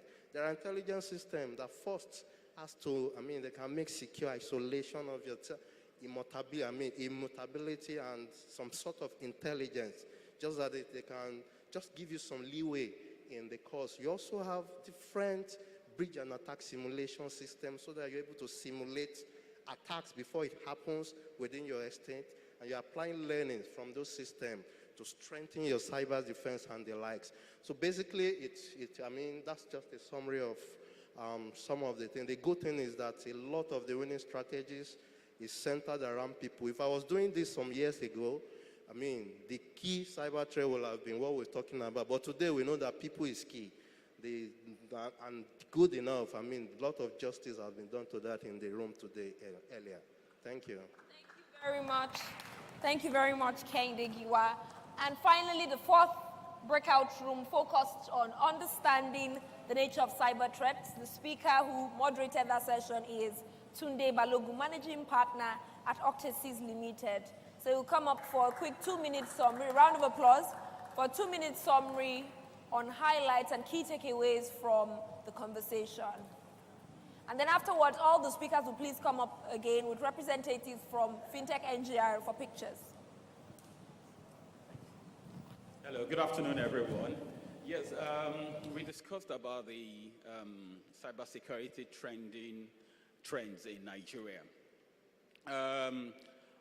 During the discussion, one of the things I told the participants was that I shared some practical experiences with them because we were involved, Octasis was involved with, there was a cyber attack with one of the biggest sports betting company in April this year. And we were their data protection compliance organization. So we had a real scenario of what happens. Okay, when it comes to, in Nigeria, the most trend you see, there are two types of trends in cyber attack. You have ones geared towards enterprise. So enterprise, what you mostly see are ransomware, which is what happened to my client. Yeah, and under ransomware, there are two types. There are two types where the hackers can actually come into your network. So they break into your network, but they can't break into any database. So they are not stealing any personal data or any intellectual property, but they've been able to break into your environment. And when that happens, they bring your entire system down. Your data is safe, but it brings your entire system down. And that's what happened to our client. It was a ransomware attack. It was a DDoS where they broke into their system. And for about 8 days, all their operators all over the country, all those the operators that stay by the roadside with those terminals, couldn't work for about 10 working days, and they lost about 2 point something billion because they just couldn't work for 10 for about 10 working days. Yeah, so for enterprise, the trend you see in Nigeria are mostly ransomware. Now, for individuals, the trend you see in Nigeria for individuals are phishing scam. So you open your inbox, you're bombarded, yeah, with emails from people and organizations you've never seen before with attachments. You open the attachment, as Doctor said, the previous speaker, you're releasing malware into your system. The same thing with social media handles, WhatsApp, yeah? People will send you that custom is recruiting, you know, or blah, blah, blah, or ShopRite is giving away some whatever, and you click on that attachment, you've released malware. The good news I'll share with you regarding that is that that falls over the years as Nigeria and organizations in Nigeria begin to comply with compliance law like Nigerian Data Protection Regulation. Things like phishing scam will reduce over the years because NDPR enforces organizations, yeah, that when they collect your personal data, they only use it for the specific purpose they've collected it for. So Access Bank has collected your personal data. They may only use it in providing you banking services. Yeah, the days of when a bank will collect your personal data and sell it to the insurance company will sell it to Pizza Hut. Pizza, everywhere you start getting all kind of phishing scam. Over the years, as organization begins to comply with data protection law, the phishing scam will reduce. Another thing again, I'll share a very quick example with you where we were involved with one of the biggest banks in sub-Saharan Africa, where we ran a script on the activities of hackers on them on the World Wide Web. And we found that there were lots of activities on them on the internet by hackers. But the bank didn't believe they had been hacked because their operations were not down. Because sometimes cyber attackers can actually break into your network and they'll be sniffing around for years, 1 or 2 years, but they won't bring you down because they've now found something worthwhile to disrupt your operation. So, because your operations are still up and running doesn't mean you're there, yeah? And this is what happened to this bank, where we found that they had over 5,000 activities on them on the dark web. But because they had the best solutions with IBM, they didn't believe they were hacked. Anyway, to random this, when we commenced the investigation to see the reason why they had so many activities on them on dark web, it was down to human error. Something with cyber security is that most of the tools out there are pretty good. I mean, you have AI now being fed into cyber security solutions. Most of the tools there are pretty good. Most of the cyber attacks are down to human error. And I'll share a very typical example with this bank. What was happening was that their staff in this bank were using their official email. So let's say my official email is tunde.balogun@abc.com, abcbank.com. I'll use that official email to go and open a Facebook account, to open Insta, to open social media accounts. They will also use the password that they use to log into their office network every morning. That's the same password they'll use for Facebook, they'll use for Instagram. And when we commenced the investigation with this bank, we found out that almost close to 97% of what was causing their cyber attack was just because their staffs were not adhering to their information and cyber security policy. So please train. Enforce your staff, stick to your information security policy. Thank you very much. Thank you very much, sirs. I'd like to invite all the speakers who are part of the breakout session for quick photographs. And I'd like to invite Sheung Folorunshaw from Fintech NGR to please join them for quick photographs. Thank you. And then after this, please don't be in a hurry to leave. We'll have our quiz and find out who gets to walk away with the Huawei phone.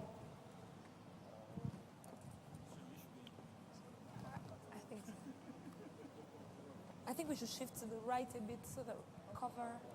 Yeah, so like this. Yeah. Okay.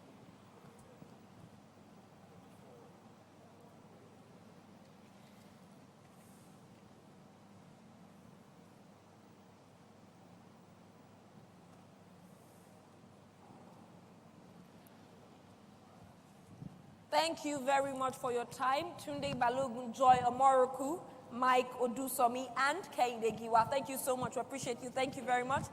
Ladies and gentlemen, it's now time for the quiz. Anybody excited about it? Okay, we're not excited. Let's take the Huawei phone back and let's close. I think it's a good place to close. Okay, anybody excited about the quiz? Okay, please, let's put the instructions on the screen.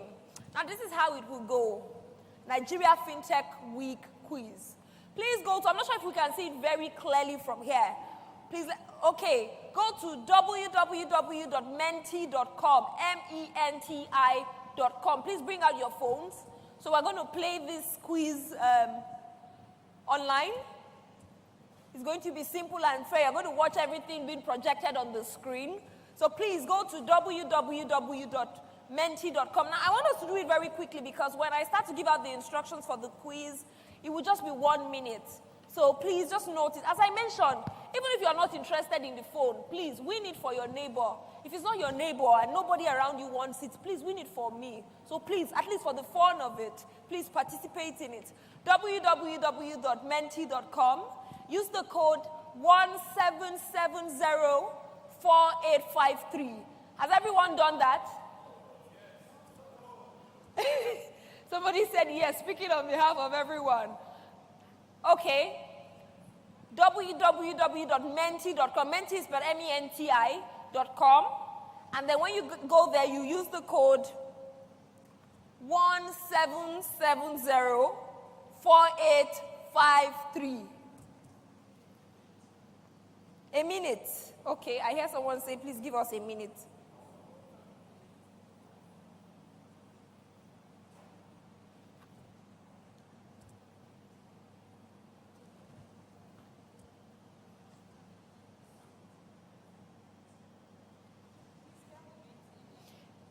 MENTI. Okay. I just want to be sure we're on the same page so that when we roll and we go into the quiz completely, nobody will be left out. Are we good, please? You've gotten the website and the code. Okay, great. Now, this is the question. Mention 5 speakers at the NFW conference, at the Nigeria Fintech Week Conference 2022. Mention 5 speakers. You've got to do that in 1 minute. Please be careful. 5 speakers who have been here at the NFW conference. It's 1 minute. You've got 1 minute to respond. 1 minute to respond. And we're going to pick the fastest finger. And not just the fastest finger, the person who gets it correctly.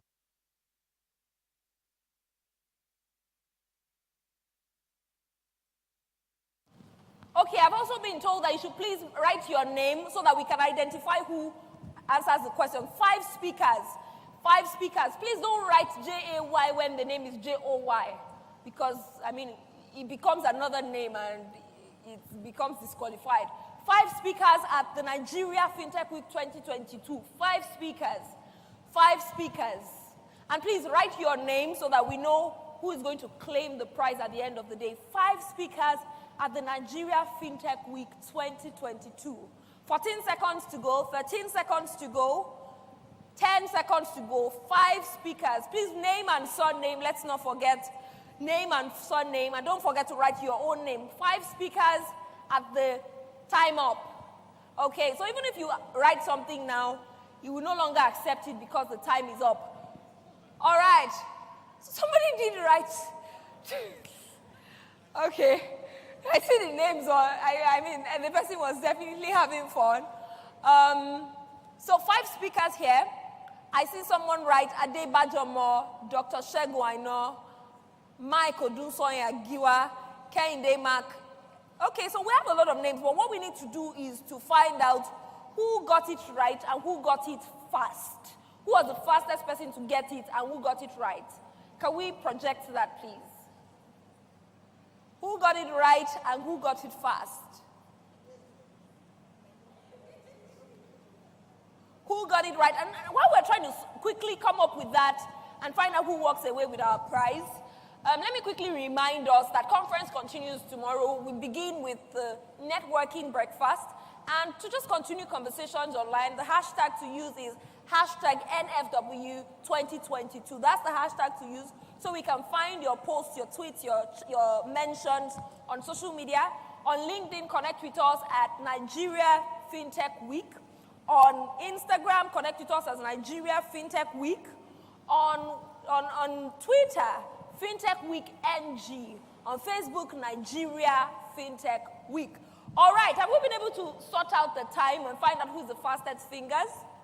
Who is the fastest finger? Who has the fastest finger? Have we been able to sort it out and find out who won? Okay, I guess we'll just have to take a minute. While we're doing that, let me just run us through some of the things to look forward to tomorrow, because tomorrow promises to be exciting.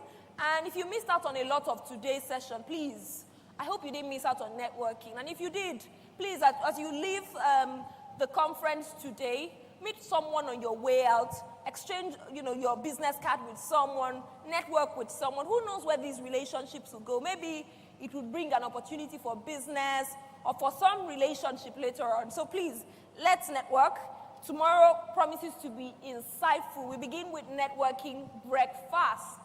All right, are we good to go with time? We're still trying to sort it out.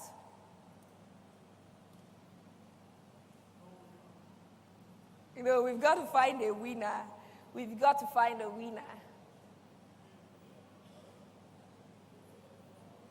Who is the winner? Who's the person who is walking away with the prize? Do we need to do it again? Or I hear people say yes, especially, I hear the yes loudest from people who probably know that they are not the winners. So they're saying yes very quickly. So that let's play it again. At least I stand a chance to win. But let's find out who won. Who is the winner? Who is the winner? Who is the winner? Maybe you can play us something in the background, something about Stand Up for the Champion, while we anticipate the revealing of the winner.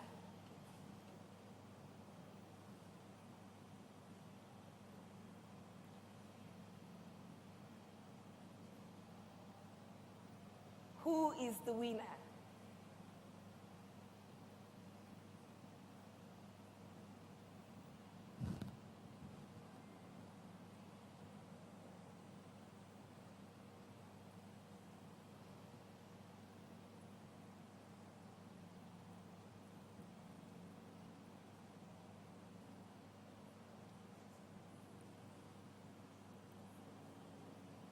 Okay, do we have drum rolls? Do we have the winner now? Ladies and gentlemen, presenting to you the winner of the quiz game for Nigeria Fintech Week 2022. Drum rolls. We can hit the drum rolls. It's almost like drum rolls, okay? And the winner is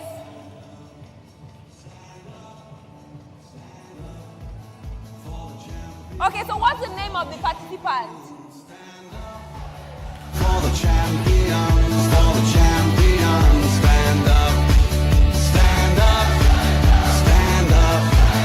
For the champions, stand up. Okay, right on the screen, the winner is Kolani Kolawole. Kolani Kolawole, round of applause. Let's make it sound louder. Celebrate our winner. Winner of the Huawei phone for the Nigeria Fintech Week 2022. It's just like that's how it is. Cause we have our strengths and yes, we can do better. Woo! We can do better. Woo! It's not easy to be a winner. Yes, thank you, Tolani, on behalf of the organizers of Nigeria Fintech Association of Nigeria and Fintech Association Limited, all our sponsors, about 50 of them, all our speakers, and of course, our esteemed participants. We are pleased to offer you this as the winner of 2022 Nigeria Fintech Week giveaway. We can do better. Congratulations.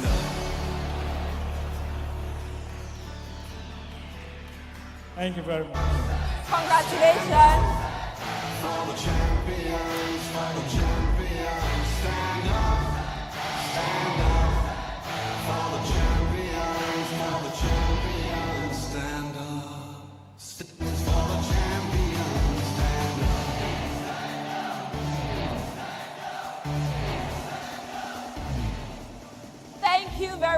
ladies and gentlemen, it's been an insightful session, really fun. 3 days of networking, 3 days of talking about challenges in the fintech ecosystem. I'm going further to co-create solutions to these challenges. It's been such an honor to host this event. My name is Temi Badru. Now we close for today and the conference continues tomorrow. The conversation goes on. Don't miss out on tomorrow's session. There's going to be a lot of conversation about emerging technologies and you don't want to miss out on that. Have a lovely day ahead and see you tomorrow. Goodbye.